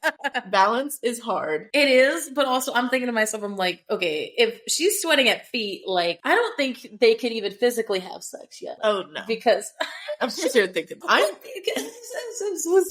yes, you're right. They probably would not even be able to have sex. I wonder what it would be like for the males that she had previously been with if she's like panting, not just from any sort of stimulation, but just because she can't keep up. That's physically. Sucks. But while you went there, okay, I was thinking of like probably for some balance activities, it's definitely about engaging the core as well. Oh yeah. And those core activities, even something as simple as like say holding a pike position squat, like that's gonna like really fucking hurt. That's gonna make you sweat like crazy. And we're not the fittest of women, but at the same time, right. I'm very muscled though. But yeah, no, core, we don't know her. We don't know her at all. Or endurance. We don't know him either. No. But I love how, as you know, they're going along, you know, she's doing these squats and she's doing everything, but she doesn't like to fail. Right. She doesn't like that she's failing at it right off the bat. And he's being very, she describes it as he's being very firm but gentle. Like his guiding is very, and it's not rude or it's like the perfect balance. See, this is why he's the instructor. Yeah. Like she thought it was just going to be all hands and he was just going to be like, okay, here, touch his waist. This is how you punch. It's like, no, this is not, he's professional, okay? Mm-hmm. They can fuck later. Like, there's professionalness to the it's giving thing. Me 4 vibes. Shut the fuck up. I was about to say that too. I love 4 so much in Divergent. Good. It definitely gives me 4 vibes. It does, because with the gentle training and, you know, there's a little bit of sexual tension there, you know, feel a breath on her skin or something. But then at the same time, like, he's actually focused on, like, no, like, actually to defend yourself, you need to do it this way. Divergent was my series before ACOTAR. It was like my middle school series, for sure. Yeah. But yes, the hour is done. Basics, we're back to essentials. But she wants to continue. Yeah. It's the subtlety of, okay, well, the training's done, but, I mean, we could do this. Training's done. You owe me a favor, but I actually don't mind this. She's like, you really want to owe me 2 favors? It's like, yeah, we're not going to do stretches anymore. We're going to do a cool down. And I love how he's figuring it out right. Mm-hmm. She's always a curious person. Yeah. So if you try to explain it and you explain it, then she'll like, instead of just saying, we're doing a cool down, let's do it. Right. She wants to know why. Like, it's the curiosity behind the why. Mm-hmm. It's like, you know, designed to bring you back to a normal pace, blah, blah, blah. Talking about breathing, right? Mm-hmm. Oh my God. We said this at the beginning and it just keeps getting better. How essential breath is into fighting, into just living, and just in general. Mm-hmm. Like he's basically telling her like, okay, try punch. Or right. It's like, try to inhale while you're doing it, but then try to exhale when you're it. There's more power behind it. Even though she doesn't have much power now, there is just more subtle power in the exhale exhale. Right. I think as musicians, we understood that. To the normal eye, people don't really get that, unless you're an athlete or somebody who's done music as well. But the power of the exhale, like... I mean, because if you think about it, if you think of any, well, I guess I'll say athlete movies for now, but basically any movie where there's a moment before going into a big scene, you know, the music quiets and you just hear maybe a heartbeat, and then all other sound fades and you just hear, and then all hell breaks loose. It's like that kind of vibe of like that exhale is so important. Oh yeah. And I like that. I like how we're getting, it was something, a very unexpected part of this training that I was liking, but I did like it a lot. Yeah. Especially being a musician and having to sing, like working on breath is like doing exercises before a choir rehearsal always calmed me down. Doesn't matter how much of a bad day I had, walked into choir rehearsal, immediately started stretching and started. That's with acting too. Yeah. We did all those breathing exercises and stretches. I remember, shout out to Lynn, professor in college, for theater, we would just lie on the floor in a starfish position for like 5 minutes before we even started and just like breathe in and out. And then I got up and I don't know what the fuck. I don't know. I can't explain it, but how refreshed I felt after getting up. Yeah. I was like, whoa, now I feel like I can fucking conquer anything. And she feels that too. So is it kind of like awesome that Cassian's like the hot yoga fitness instructor? He's a personal trainer. One-on-one, like one-on-one time. Can I just say, I've never met a hot fitness instructor like in real life. Never. I've always seen them on TikTok or on like a social media in a movie, but I've never seen them in real life. But also, when have I ever had the money to have a physical trainer? Right. So someday. But anyway, she gets to fall in love with her trainer too. Like we love a good falling in love with the trainer thing or the teacher. You know what I mean? But he doesn't have to bargain for another hour of her time. She's like, I'm curious, I'll just do it. And he does like, you do it. You got it for free because she's proudful and doesn't want to say that she's just liking it. Right. I feel like it's in a way an unspoken thing of like she's also grateful for him not taking her to Windhaven. Oh yeah, she's really happy about that. And so she, after the cool down, she's kind of just like laying, like I'm thinking starfish position, laying down, and then she's looking up and she says that her mind is finally clear, and she's just thinking, and she doesn't, because she's not thinking. First thing that pops up is she's staring up at the sky. She's like, I'm imagining in a very soft voice, very changed. Do you like flying? And I think that takes him so off guard that he is so swept up in how like beautiful that is. Yeah. And he's like, I love it. It's freedom and joy and a challenge. Bonding. And not yelling at each other or being at each other's throats. I know, she did bring that up as a like, this is the closest we've been without fighting. The longest they've gone without. So she brings up Emery. She says, I met a woman shopkeep. She didn't remember. Right. That is so fucking real. She's just like, I met her. Why do they do that? Like, I want to know why. He's like, oh, you mean Emery. To control their women. Gross. It's an old tradition, yes. For stubborn asses like the Illyrians, it takes even longer. She slipped through the cracks. And the thing is, Nesta knows that Cassian is taking that as a personal, like, failure. That he didn't, Emery slipped through the cracks, and now there's just... Yeah. And she sees that, but it's not his fault. I feel like that suggests that Emery is actually younger. Yes. Much younger since they've been cracking down on trying to stop the clippings. Yeah, for Emery to have been clipped, that suggests that she's much younger. So probably makes more sense she'd be closer to Nessa's age. And that makes him angry because there shouldn't be anybody getting, especially Windhaven of all places, the more liberal, let's quote say, of the camps. How the fuck did that still happen, you know? Right. Breathing makes my head stop being so loud. Preach, sister. Yeah. Like, all of this stuff, I'm totally understanding. It totally makes so much sense to me. And then, of course, we get Cassian's POV. He's so proud of her. He's like, she did well. Even though they're just doing feed shit. Yeah. You know? I feel like I need to say that differently. The feet shit. But I know. Like, you know what I'm talking about. But he's such a lovable dude. He's like, drink water. We love a man who tells a girl to drink water. Like, actually, speaking of, like, I need to get some. Because I've been, like, sitting here, like, dying. Oh, we love a man who tells a woman to get water. I love how okay, no joke. I took out that part where I actually put water in my cup. But Cassian is such powerful of a character that, like, I didn't even read it. And it's just like, Cassian told me to drink water, so I got water. This is how much power I have. Okay. Oh, So anyway.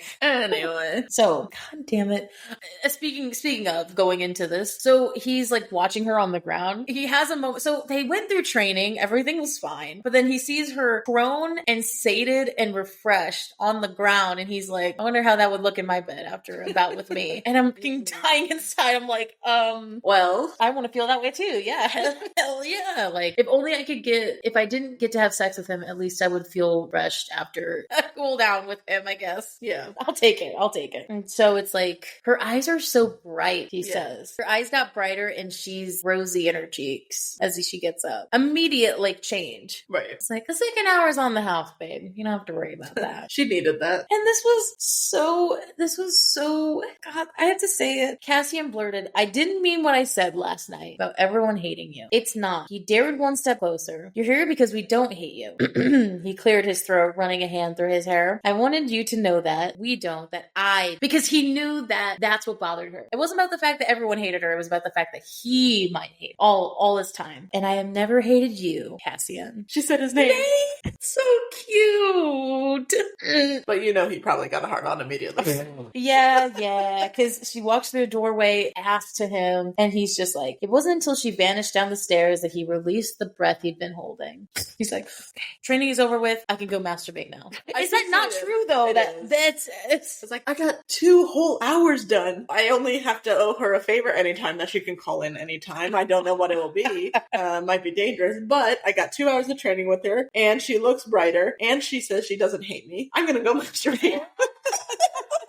Good thing maybe Azrael's out of the house. I don't know. Who knows? He doesn't care. But I will say, what did you think the favor was going to be? Because I was trying to, when I read this the first time, I was thinking to myself, like, what is this favor going to be? It's going to be very dramatic. I think it's going to be during a fight where she's going to get so mad that she's going to be like, I'm going to use this against you and do something that I want, maybe. I didn't know what exactly it was, but I knew it would come out in a very dramatic moment. Yeah, I feel like it would probably be used in one of her relapses where she, something went wrong, and so she relapsed, and she's like, I want to go to a tavern and drink. Take me there. Or maybe it's something like Reese or Feyre make an order, and she's, well, no, I'm going to use my favor with Cassian to get around that. Okay, that makes sense. So we don't know yet, but it's definitely not going to come out in this soon. No. That's going to be an end of book shit. That's going to be like something we forget about the favor until it comes back. Yep. But we never forget because we are OCDs. And it's like, is it coming back out? It's like, how about that? No. So last chapter 13, Nesta's POV, we're going into the library and she is finally starving after training. Like, she's like, I really want food, but I also have to work. Right. And so this is the uphill climb, guys. This is where we're starting at a good place. So I'm wondering if she tries the scares again, if she's going to go even down a little bit more. Just a little bit. She kind of feels pathetic for how tired she is, but also at the same time, she's still happy about it. She's like, I was very clear when I was training, so I'm assuming she's going to go right back and do it again. Because again, the bargain was 1 hour.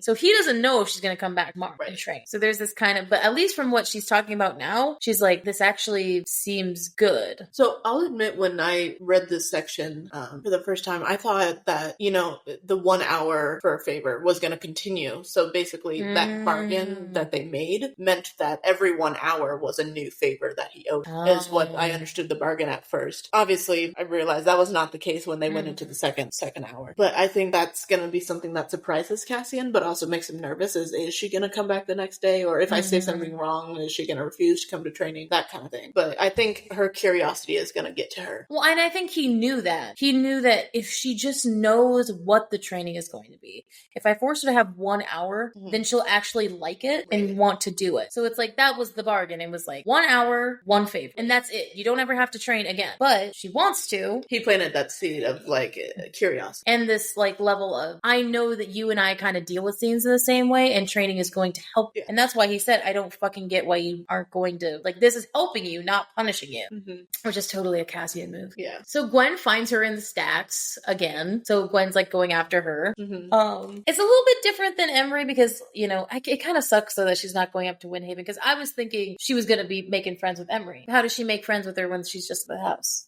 Which means I guess she's going to go up to Windhaven again at some point. But But anyway, so Gwen going after her, even though she is going to follow her, you know, even though she was a bitch to her the first time, she appreciates how genuine Nesta is. Yeah. She does ask a good question though. She's like, why don't you just use magic to like put the books up? Wait, you're doing everything by hand? She's like, I thought you had magic. I do, but to be fair, in Nesta's regard, she doesn't know how magic works, and she doesn't know how her own magic works, so she could burn the book. She'd burn the books, or she'd fucking set the place on fire. Burn the whole library. I wonder though, the question is, her power is so vast and unending, very much like Reese's. I bet she can use it in small bursts to do stuff like that and shape it into that. Because I'm pretty sure she can use lesser magic, but she has to control it first to work. I feel like it is going to be the case of similar to Reese, where she will need to do small things so her power doesn't build up. She doesn't go insane, yeah. So I don't really know what this means. Again, like, I'm not saying this is some great big... I wanted to say the book type because, I don't know, sometimes books with SJM, like, if there's a title, I'm like... Right. So Gwen is looking for this book, Lavinia's The Great War, which I'm assuming this is some ancient shit. This isn't like the 500 years ago war with Hybern. This is like, we're talking back when before the High Lords were a thing. This is shit way back. Right. Because other wars have happened. These are Fae. Because it says the Great War, I'm assuming that means greater than just like Fae against Fae. This is like monsters. Worldwide. Yeah. Worldwide, maybe dimension-wide. Mm-hmm. God, there's so much dimensional shit in this chapter. This gives me so fucking hype. And Maas versus theories. Again, we're not getting into those until next season. Right. But I will say this is a good start of it. Because again, I know more than Liesl at the moment. She's got to get on it. You guys have to push her to get onto it. But she's looking for this for Meryl. So Gwen is Meryl's basically her, well, kind of her slave. From the way she describes it. But she is working for Meryl. And apparently she is a raging bitch, which we come to find out in this chapter is very true.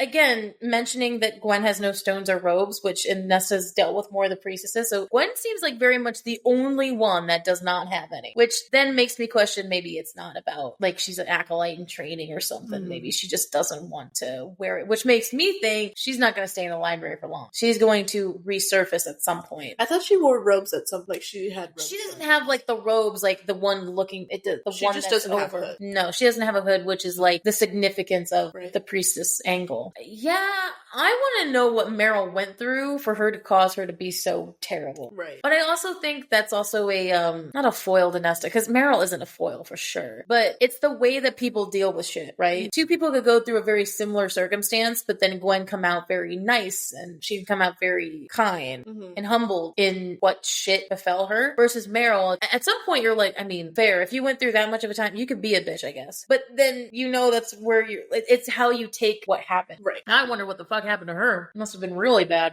What if nothing did? And just putting that out there. She was just a passing priestess and was just, this guy punched me. I'm gonna throw a fit about it and become a bitch. God, he just punched me. He just punched me, or he slapped me, and I felt sad. Which is bad, but also like, I think in this Fae universe, there's a level of, I mean, there is very much a, male to female specific, like the unspoken word that you can't hit a woman kind of thing, like in the human world. But also, I don't think so. I think because there is a level of like, we are all the same. Yeah, more equal. But also then there's the misogynistic societies where they're like, yeah, we'll just hit our women because, you know, they're lesser. It's like, okay, no, like, don't do that. Please, God. They're not trying to downplay her, whatever trauma she went through. No. Joking. But I just wonder if she didn't. Like, I wonder if that, but Reese picked out everybody. I'm just throwing a shitty theory out there, but she must have gone through something terrible. But so Gwen, basically what happened was she had a stack of books that Meryl asked for, and then she got the wrong volume. And Nesta's sitting there like, why does this matter? Like, why is this, like, just tell her you got the wrong one. Like, it does not seem that serious. But then Gwen is actually fucking scared. Right, she's like, yeah, I accidentally got volume 8 instead of volume 7. And it's just, well, that's one volume off. How bad is it? It's like, no, that's really bad. She's going to kill me. It's like, kill you? What the fuck? And then Nesta's kind of like, wait, for real? Or are we just kind of like overreacting here? Right. Do you think so? I think Gwen just doesn't like to fail. Yeah. And I don't think Meryl actually kill like, her. she'd be mad. She'd probably yell. Oh, hell yeah. But she'd lay into her for sure. She'd probably say something like, I guess I have to go get it myself. Kind of something like that. Yeah, I think you're right. Gwen does not like to fail. Yeah. So it's, have you seen the book? I can't go up there. Like, Meryl doesn't like mistakes. Like, I messed up. But it's when she says, because I don't like to fail, that Nesta kind of got it. She's like, I really definitely do get that too. I don't like failing at whatever I'm supposed to be actually doing, which is so true for me too. I don't like when I know, especially when it seems like one is really good at this sort of thing, assisting or whatever in her research. So the fact that she's messing up on something so trivial, I can understand getting kind of freaked out about that, because I would be like, this was so fucking simple. Why am I like, because I would overreact to it as well. It's also like her job. So it's almost like failing in her job. Am I going to get kicked out of the library? The one thing she's supposed to do. And, you know, these people brought me in. They did like so well, you know, it's the least I can do but to work my butt off for. But again, it's, you know, it's something so trivial. So Nesta does ask, have you left the mountain? No. Gwen personally has not left the mountain. She says that some of the priestesses choose to stay forever under this mountain. It's hard to say under the mountain because it's not. It's under this mountain. Under this library. But some of the priestesses choose to go back into society. Or we can say after, in the mountain, yes. But they choose to go back into society after it feels like that they've, I don't want to say get away. Like, that seems bad. Their like, asylum. Their asylum, their reform of like in feeling like they can go back. Maybe to their own, a priestess hall or something. Yeah. Like to their own temple. Yeah. So Nessa's like, so you don't get like any fucking sunlight? And she's like, well, we have windows in the doors. I'm thinking like the fucking Harry Potter windows with bars on them and stuff. And I mean, it's not like that, but Reese has it shielded to where people on the outside cannot see that there are windows. But she's like, well, I guess now you know. Yeah. No one else knew that. I don't know if I could spend my whole life underground. Like, I don't think a window would cut it. I don't even care if it's like a bay window like that. I would need to go outside. Yeah. Feel the sun on my skin. Right. And why the fuck do you think I moved to LA? Where's the sun now, though? I know, the sun isn't right now, but I like what she says here when Nesta asks about the religion. Because again, we've only ever gotten the religion shit from Ianthe. And Ianthe, fuck her. No RIP for her. Yeah. She can rot. But, so like, we haven't got really much of a religious experience from anybody but her. So, well, it is RIP. Rest in pain forever. So she asked about, do you guys practice, I love Nesta, do you practice religious things? Whenever someone asks me about my Christianity, they're like, so do you do traditions and stuff? Like, do you like pray and stuff?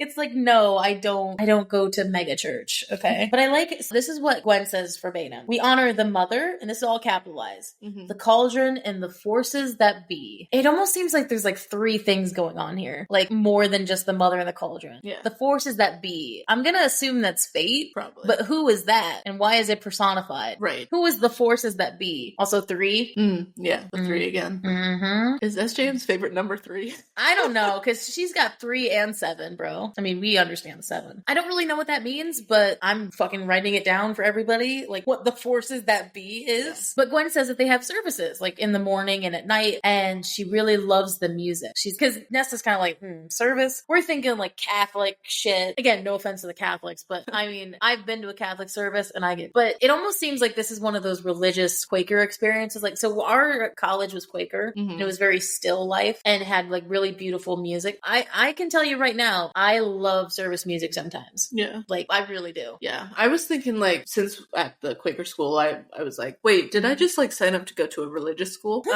But agnostic. But during that time, I thought, like, oh, if I did have a religion, it might be Quakerism. Just because my values align very much with it. Right. But, yeah, those services, like, while they felt like they lasted a little bit, you know, it was nice to have, like, the spoken word intermixed with music. So it was moving. It wasn't just stagnant. I mean, services, it doesn't matter what religion you're in, fucking lasts way too long.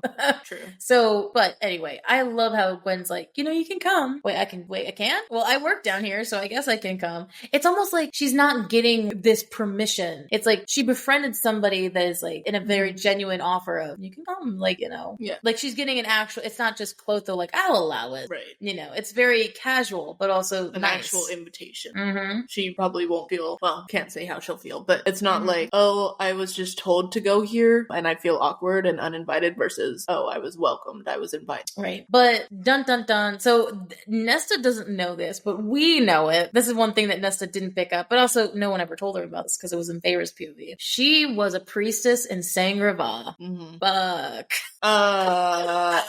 Dude, if we remember from book 2, like, I'm pretty sure everyone fucking died. Or at least they said that mostly everyone died. There were specifically how it was Reese said that he needed to go meet the 2 remaining priestesses. Yes, the 2 remaining priestesses at Sangraval. So Gwen and someone else. Oh my god. So, I mean, again, Nesta doesn't get that, but we as the reader understand that. We know what happened in Sangraval. Like, we don't know exactly, but it's like a trigger word. Like, if it was just some random other temple, like, we wouldn't know. But we heard it and it was like, uh-oh, no. So, it's so sweet. Without prompting. Gwen doesn't even ask her to do this. Nesta does it on her own. So, House, can you find the 7th volume? And magically fucking appears wherever it was. I wonder if it, like, stole it from the hands of somebody else. Like, somebody else had it in their hands reading it and stole it from them. Yeah, just vanished. Like, wait, what? It's like, wait, what happened? House is just like, need this, bye. Oh my god. But yes. Nesta called for me. I must take this. Right. She could have sworn she sensed paused in dust and dimness, a piqued interest. Again, just happened. So she kind of scares a little acolyte. She's like, hey, so where's Meryl's office? But she does it gently because she knows she'll scare them. So she's on the 2nd floor. Oh shit. Goes to Meryl's office to help Gwen. Just does this on her own. She knocks. She's like, come in. I'm imagining some crotchety old voice, like, because I'm thinking Meryl's old. Yeah. You know, because she seems older. I'm thinking, like, I mean, definitely no offense to anyone of this age, but in the 40s, you know, glasses, bobbed hair. You know, ancient in the 40s. No, not ancient, but like, I'm just thinking, like, looks-wise, young librarian kind of vibe. Just got her own library. Yeah. And she feels like she's got all the power. Right. So it almost seems like Meryl's also living here. Like, she is someone who seems like very devoted to her work. Yeah. Like, and even Gwen says later that Meryl's brilliant. Yeah. But it's like she has her own, like, living quarters in here. Like, she's, like, so packed in. So, surprisingly, Meryl's young. She is very young. And from the way Nesta describes Meryl, she makes Moore look drab. Which, that's pretty impressive. That is wild. And it's how she describes this is Meryl is so interesting. I don't know. She doesn't know. We don't know as readers, even in an SJM Maas verse sense, why she looks like this. She has beautiful white hair, brown skin, immediately thinking summer court. Yeah. Just immediately on my mind. But she has twilight eyes. Right. So I'm thinking for Twilight Eyes, that two-tone where it's probably like split, where it's like a bluish on the top and then halfway down it transitions into like an orangish, pinkish. What the fuck? Very interesting eyes. Yeah. I feel like we're gonna see Twilight Eyes somewhere else and be like, related. Oh my god. But that just makes me think Summer Court. Like, it really did. So I don't know where she's from. We don't know really anything about her except this. We're really interested to know who she is. So obviously, Nesta, 100 IQ, playing the very stupid card to get Meryl to get off her scent. So, you didn't ask for this book? And immediately, Meryl is suspicious. She's like, who the fuck are you? Yeah, she's I've never met you. These priestesses, I appreciate Meryl, dude. Even though she's a bitch, she gives the priestesses are very quiet. And like, when you think of these priestesses, right, you think because they went through something so hard that they're just gonna be quiet and soft. Right. Immediately, Nesta says like, who's Gwen? Meryl immediately turns around. Who the fuck are you? Who are you? What are you doing in my office? And where's Gwen? Oh, I don't know who Gwen is. Get the fuck out here. I love her so much. She is such a bitch and I love it. She's like, she's like, what are you doing here? She's like, I was told to, she's like, you think I'm Rosalind? She's on level 4. I'm like, it's like, well, what the fuck? And she's like, Ross, insufferable, insane, raw, endless prattling. It's like, holy shit, she's not like anybody. Wow. No wonder Gwen's scared. Part of me respects that, though. Part of me respects that, like, she's so haughty. She is breaking the stigma of that priestess role. Yeah. Of being soft and quiet. Right. I can understand why she's Clotho's second. Yeah. She needs anyone to scare the shit out of somebody. You call Meryl up. Yeah. She's like, doesn't even give her the time of day, is not nice to her or anything. She's like, never disturb me again. Get out of here. And she's like, and shut the door behind you. Apologies. So she like coughs to get the other book and she does like a quick like swap between them, like Indiana Jones style swap. Very much. She does get the book though, and she swaps it out for Gwen. But then Meryl's like, why are you still fucking standing here? Like, oh, sorry, I didn't know if I needed. She's not cussing, by the way, but like, no. I'm giving her that because that is the energy that it gives off. Right. It really, she's like, you still standing here. And Nesta is like acting. She's like actively she's like apologies. Yeah. Well, I love acting Nesta. And then she smiles. She's like, pulled the rug from under her. Somehow I think Meryl was gonna know. Yeah. I think Meryl, for how smart she is with her research, I'm assuming that she already knew Gwen fucked up. She probably already was looking through the books of, okay, this is the wrong one. Is she gonna come and deal with it? Mm-hmm. But the gesture is nice. Yeah. Because Nesta is genuinely doing something to help somebody out without her being asked. And without getting anything. Yeah, it's a first. And I love it. So she does find Gwen and she tells her the job is done. And we love Gwen is a singer. She's sitting there singing, like humming to herself. Mm-hmm. And fucking important as shit. I don't know what it means. I have thoughts, but I can't say them. Is her hair and her skin is glowing. Mm-hmm. Starlight. Gwen, the reason like she's glowing made me think of the way that Feyre glowed when she was happy. And with that light coming from day. And so I know it's a crack theory. Some people think that even just from the start that Gwen is Lucian's daughter. So it's like the glowing, like just, I don't think I actually believe this, but it's kind of like pointing at it of like maybe she sings when she's happy or to make herself happy and thus she glows because she has some sort of bloodline related to Day's power. Or she could be one of fucking Helian's bastard children. Honestly, probably. Like, yeah, so we don't know what that is, but we go into a bunch of theory about what that is. But apparently, yes, so Nesta does ask about Meryl's research. And so for a longest time, Meryl was researching about how there are different universes. Here we go. Oh my god. Mass first, hella. I gotta know what she's found out. I can't say, like, you would know more if you read. Yeah, I'm blaming you. That's, yeah. So here we go, baby. Meryl was obsessed with learning about different Fey worlds and how, I have to say the quote because I can't do it justice. Living on top of each other without even knowing whether there is merely one existence, our existence, or it might be possible for worlds to overlap, occupying the same space, but separated by time and a whole bunch of other things. Basically, what she is trying to say, it's very quantum theory shit that's going on. Mm-hmm. Basically, she's saying that it's possible that the worlds could be overlapped, but just by time. So there is a Massverse theory that the different worlds that are getting set up are in the same space, but they're at different times. So Throne of Glass is happening before ACOTAR, or like Crescent City is happening before all of it. There's different theories about, again, there's no correct answer because we don't know yet, but where they are in space and time. Right. So that's interesting. Getting into my Massverse shit. Some believe that there are 11 worlds or 26, with the last being time itself. How much you gonna bet the 26 totally means that is time itself? Probably. I'm going to guess that that's absolutely true. But now, again, besides that, she is studying the Valkyries, which, if you know anything about Greek mythology, those are badass warriors, females, ride on Pegasuses. And they are badass. And I first of all, there's no Pegasuses in this. We don't know of any. So I want to know where the Pegasuses are going to come into play. Sorry, I didn't mean to say but like that. But I was thinking of the warriors in Marvel and in Thor specifically. The one Valkyrie. The one Valkyrie. But like all of her memories of like all the Valkyries riding on the Pegasus and getting knocked down and shot down and everything. And I'm like, oh, so Valkyries. Yes. But so in this realm, so again, every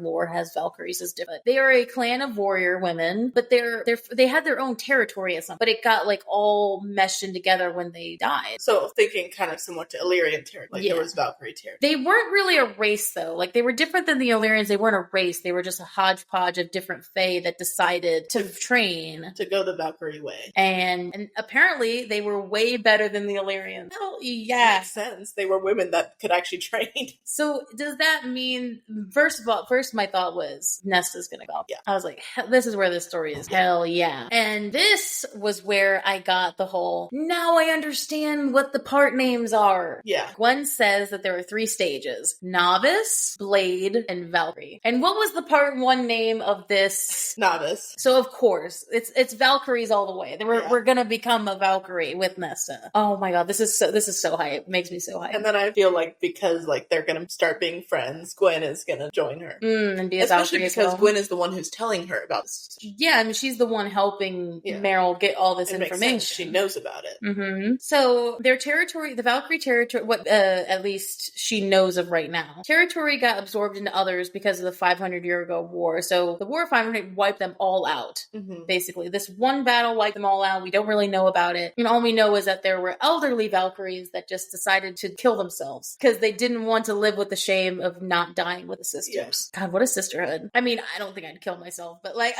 the level of loyalty. I wonder if like some of them like they killed themselves, but what if they like just stopped doing the Valkyrie way and they just melded into normal civilians? I don't think so. They made it seem like they weren't gonna. They let themselves die from shame, legend claims, rather than face the shame of their loss of battle and surviving when the sisters had not. I mean, I feel like where it says like let themselves die, that could be like they just stopped caring for themselves and just dwindled away. But I also think that's just, I don't think they would have acclimated into society. I think that's Probably just not, them killing themselves slowly. So their training was apparently mostly oral. So, oh God, that's terrible as a fucking like student of history. Yeah. Because having nothing written down and then just having to go based on scrolls and oral history is like awful. But also an intriguing challenge. Mm-hmm. So I can get why Meryl is this is so neat. Mm-hmm. But yes, now Gwen is in Nesta's debt, even though there is no debt to be paid. She didn't ask anything. Right. It was nothing. And of course, she makes it up to her bedroom again, digs into her food, rips it apart, soaks in the tub, and sleeps because she's too tired to be in her own thoughts, which is me for sure. I will bury myself in work to let everything just go out the window. Right. In terms of my thoughts, I can't be left doing nothing because then I'll just be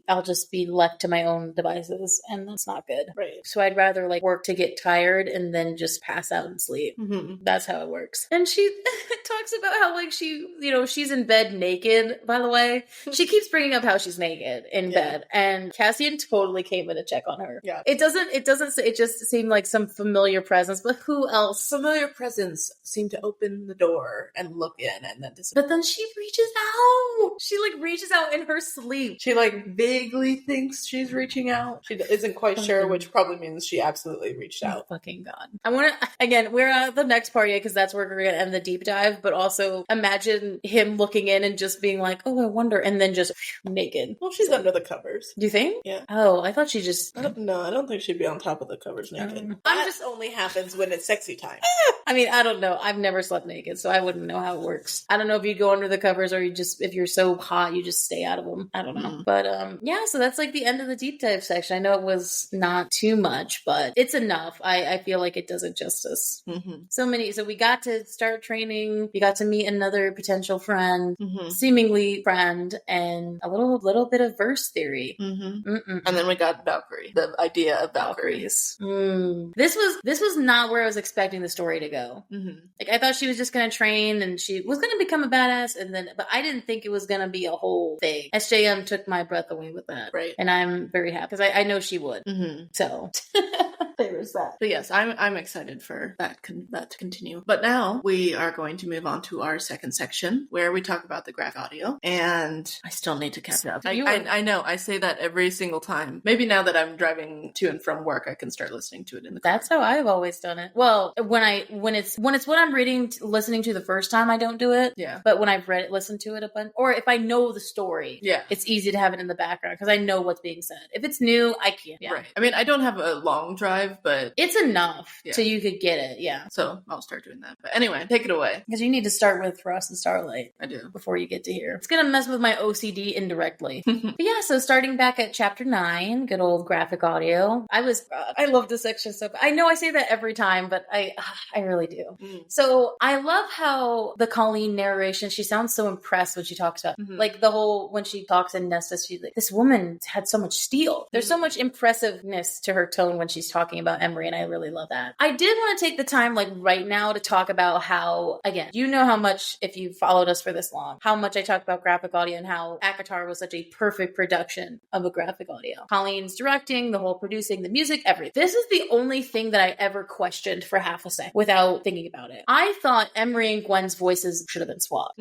My first thought. But now, because I've listened to it, so many times now, like it's just that for me. And it made sense after I thought about it. But Emery sounds very soft compared to how Gwen sounds. Gwen sounds very much more pointed. And I was thinking that would be kind of reversed at first. But in a way, it kind of does make sense that Gwen has more bite to her, especially when we get to the scenes we do, where she's just like, you work for us, right?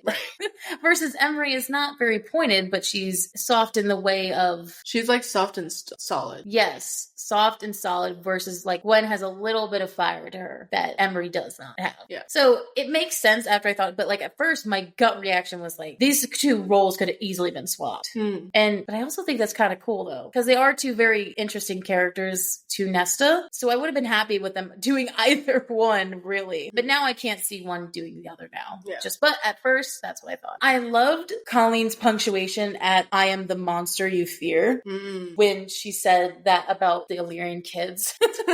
And the parents. Yeah. She's like, I am the monster you fear. Like, she very much staccatoed that. Meaning she believes it. Almost like she is radiating, stay away from me. And I don't know, just like all along in these parts, I love the magic of the house. I love the different sounds it makes. The wind or the, I'm gonna aggressively set this water down. Like, Right. I love the sounds of the house and how it makes it sound. I really do. This also, this part when Gwen and Nesta's powers rise up, you heard it. So that's why I actually saw it this time. Because I actually noticed it was written in the text. It's like, hey, my power rose and then her power rose to the occasion. So it's like, you heard it, the rumble, and I was like, ooh, I like that. I like hearing it. That also meant Colleen was like, this is important. Probably note that.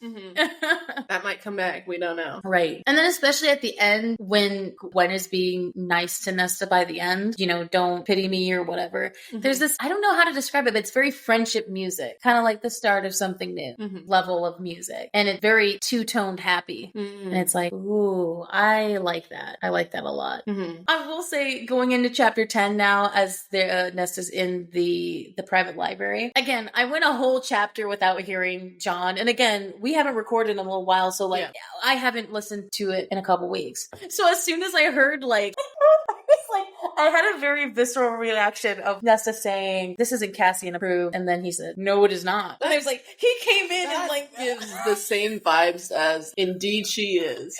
Yes, it does. Yes, it does. It was, it tightened everything in me up. I was like, oh my God. I don't know what my Cassian equivalent to Indeed She Is. It's not that, but I like the joke. But I'm trying to think, at some point in these episodes, I will give you my Cassian line of this is Indeed She Is for me. Yeah. I will find that for you. It's just the randomly appearing and startling. Yes, random appearing and startling. And I love their banter. I love when they have their back and forth of like, why are you here? Oh, blah, blah, blah. And we told that to Natalie, but I love how their voices contrast each other. Because they're both hard at some point, but they're also like soft when they talk to each other sometimes. It's like,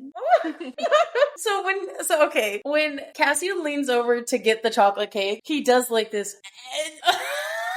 John, stuck on the fork. You don't hear it. No, you don't hear, but you do hear him eating something. But as soon as I heard that deep I'm like, John, fucking stop. I was like, but don't, please.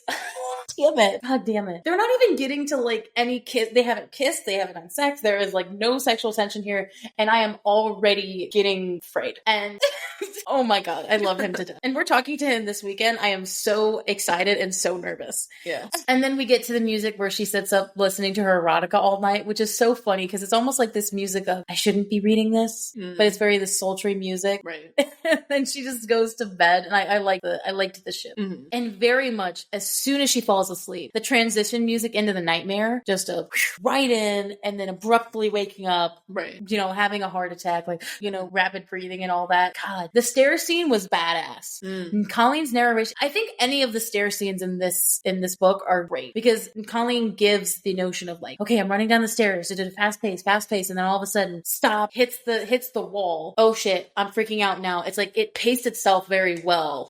And then of course like the music, the hearing her dad's voice in the background, like, oh my God, it was so good. And then oh my Lord, it's so, especially when listening to the graphic audio, you think that, you know, the book itself is already like, you know, we have this very intense nightmare scene, and then all of a sudden it transitions to Cassian panting in the training ring, and it's like, okay, I'm getting some serious Akamath whiplash of saying something really cute and then all of a sudden saying like, yeah, like, now I want to fuck. It's like that, but they haven't even had, and he's not even doing anything bad. He's he's just being Cassian, and I'm just like, okay. Yeah, so him panting in the training ring, I was like, that got me. Spicy, but not. And then it, like, the beautifulness of when Nesta is talking about what Cassian means to her, when she's saying, like, you know, I loved him at first sight. It's very much romantic music. And the way Colleen narrates is like, you know, he was uncut and unrelenting, and like, she just sounds so beautiful when she's saying it. In love. And then saying, like, that I want him, I want him near, or whatever. And it was very, like, also at that point, feral. And the end of the chapter was so good because it has that really powerful romantic music. Yeah. And then all of a sudden, I saw the disappointment. Yeah. And it just plummets into this, I deserve the disappointment in his eyes or whatever. And oof. Right. Like, my heart dropped there. I was like, oh, you could feel the pain. Yeah. It's not fair. And then, of course, Nesta at the beginning of chapter 11 sounds so defeated when she's you hear, like, her trying to get into the fucking room, and you hear, like, the lock not budging. And she sounds so defeated. She's just open the door. At first, she doesn't even really try. It's like, just open the door. And then she gets mad because it's not allowing her to go in. Yeah. Then her getting into the dining room is very, like, there's this very tense, oh, she's here. But then Asriel, quick comic relief. I'm surprised he came in as the comic relief there. He's just like, you can hear him eating, and he's just like, so what happened to your aunt? And it's just so funny. It's just like nothing. Him being the comic relief, I like seeing him as the comic relief here. I like seeing his amusement. And he sounds so sweet and casual. He's like, so why aren't you training, Nesta? Versus Cassian, oh my god, don't waste your breath, as. Like, he sounds so defeated and just, I don't want to say resentful, but like, just, it's so much discontent. And I can hear it in his voice. I was like, oh my god. And there is, yes, the iconic Natalie line, like, Reese is an asshole. Training asshole. Oh my, there it is right there. It's funny. It's funny. But that's not the line I think of when I think of Nesta. And it must be her friend, because that makes sense. But that's funny. Yeah. But that isn't like my Nesta line. My Nesta line's the sister line, I think. Right. But teach their own.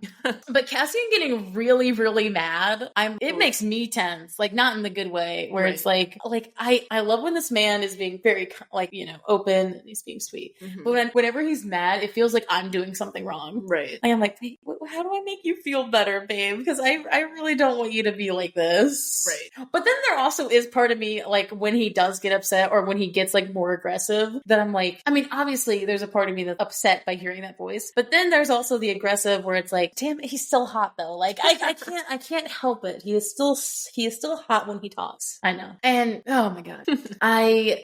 This ending scene in chapter 11 with Feyre was spot on. I loved every music bit. I love the transition. And I love how Colleen took a beat before reading it. Takes a beat, you hear, like, the wind, and you hear kind of the stars twinkling a little bit. And then Amryn was wrong. Like, so she took a beat before saying that line, and I liked it. It's kind of like that scene of, like, he is sitting in silence, not even really thinking. He's just sitting in silence looking at the training ring and breathing. And it's like the music in the background, the kind of subtle sad music, but also the beauty of Valaris, you know? It's like, at least there's something comforting. Right. And I love the music under when they're talking, specifically her and him and Feyre talk. Obviously love to hear Melody again, but, you know, he's sounding so defeated talking to her. But I mean, she's a little bit, you know, not hopeful, but she's like, you know, she doesn't hate you. Really trying to get him to understand.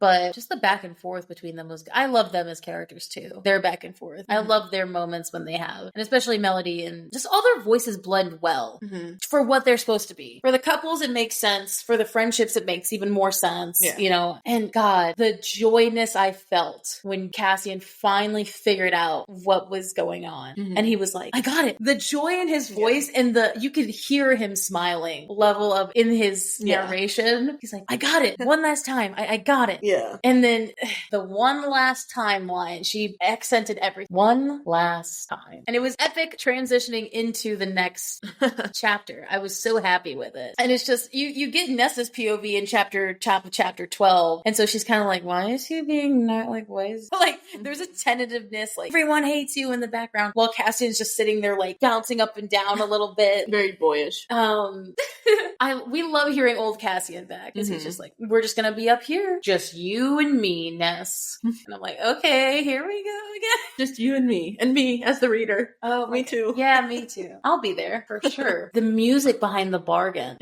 I loved the magic twining, because every time a bargain has been struck, there's like magic behind it. Is it like the same music? I think so. Like if I'm remembering correctly, I'm pretty sure it's the same like binding magic Okay. that everyone has used. And I love the bit of connection there where he's like, he is making a joke. Like I can tell he's making a joke, but he's like, oh, well, short of me falling to my death. But then the beat of, you really think me capable of such a thing? It was like, he goes, oh, fuck. She did not get what I was trying to say. Like, she does not get what I was trying to say at all. I'm sorry, babe. Yeah. I loved when Colleen did his narration, Cassian's narration of, she's not fighting me. It was like a question. It was like, wait, I'm waiting for the ball to drop. I'm waiting for her to like, and then the fact that like he was so elated by the fact that he got it right, that he understood what she was trying to say, even though she didn't say it. He's like, I got it, right? You see, I got it. She's not fighting me, so she does want to trade. Okay, yay. How could you not fall in love with Cassian and John's voice when he sounds so happy? When he's like, okay, so I guess we're doing, or he's like, look at the how can you not? Very boyish, playful. Yes, I love it so much. This is what girls like in romance. They don't like, I mean, obviously the hot sex for sure, but like we all like that, some of us. Not the asexuals. They don't like the hot sex. They don't like sex at all. Yeah, no, they don't. And which is totally fair. Though, but how could you not when a boy sounds that? And a man especially is having a boyish.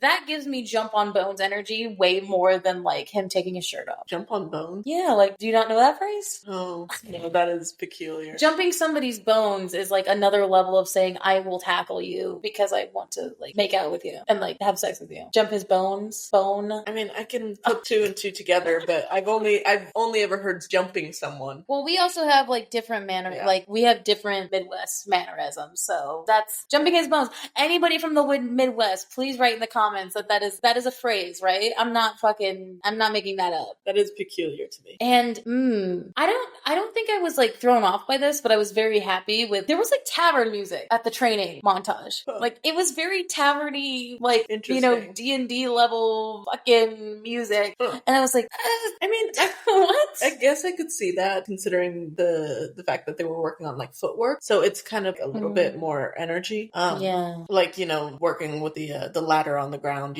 stepping between the rungs. I guess you need kind of an energetic music go behind that. I guess so. I guess I was just surprised that it was like the tavern music. I was like, but if anything, that actually makes sense if you think about it, because this is her tavern. This is the way out. Yeah. Like this is her equivalent of that. Right. Before. So instead of sex and alcohol, it's training. Cassian. Training and Cassian. It makes sense when you think about it. Yeah. But and I love them training. I love them talking. Like it's like this is when they're acting like the flying. I love how Natalie sounded so soft at that. And it was so good. I loved it so much. She's like, do you like flying? It's like, I think that's the most womanly he's ever heard her sound. Yeah. And he's just like, she's being very introspective while looking up at the sky. Right. And that's how Nesta is, though. That's her true nature coming out in like bits and moments. There was like a bunch of fiddle music at the cooldown. Like as soon as she started doing the cooldown, there was like this fiddle music in the background, and I was like, Hamlet? I was like, this sounded very much like the summer solstice fiddle Hamlet, music. is that you? Please don't. How did you get here? I thought it was funny because I was thinking to myself, oh, where's Tamlin? And I was like, I mean, just random fiddle. It fit. Like, it's not like it was weird. It was more just,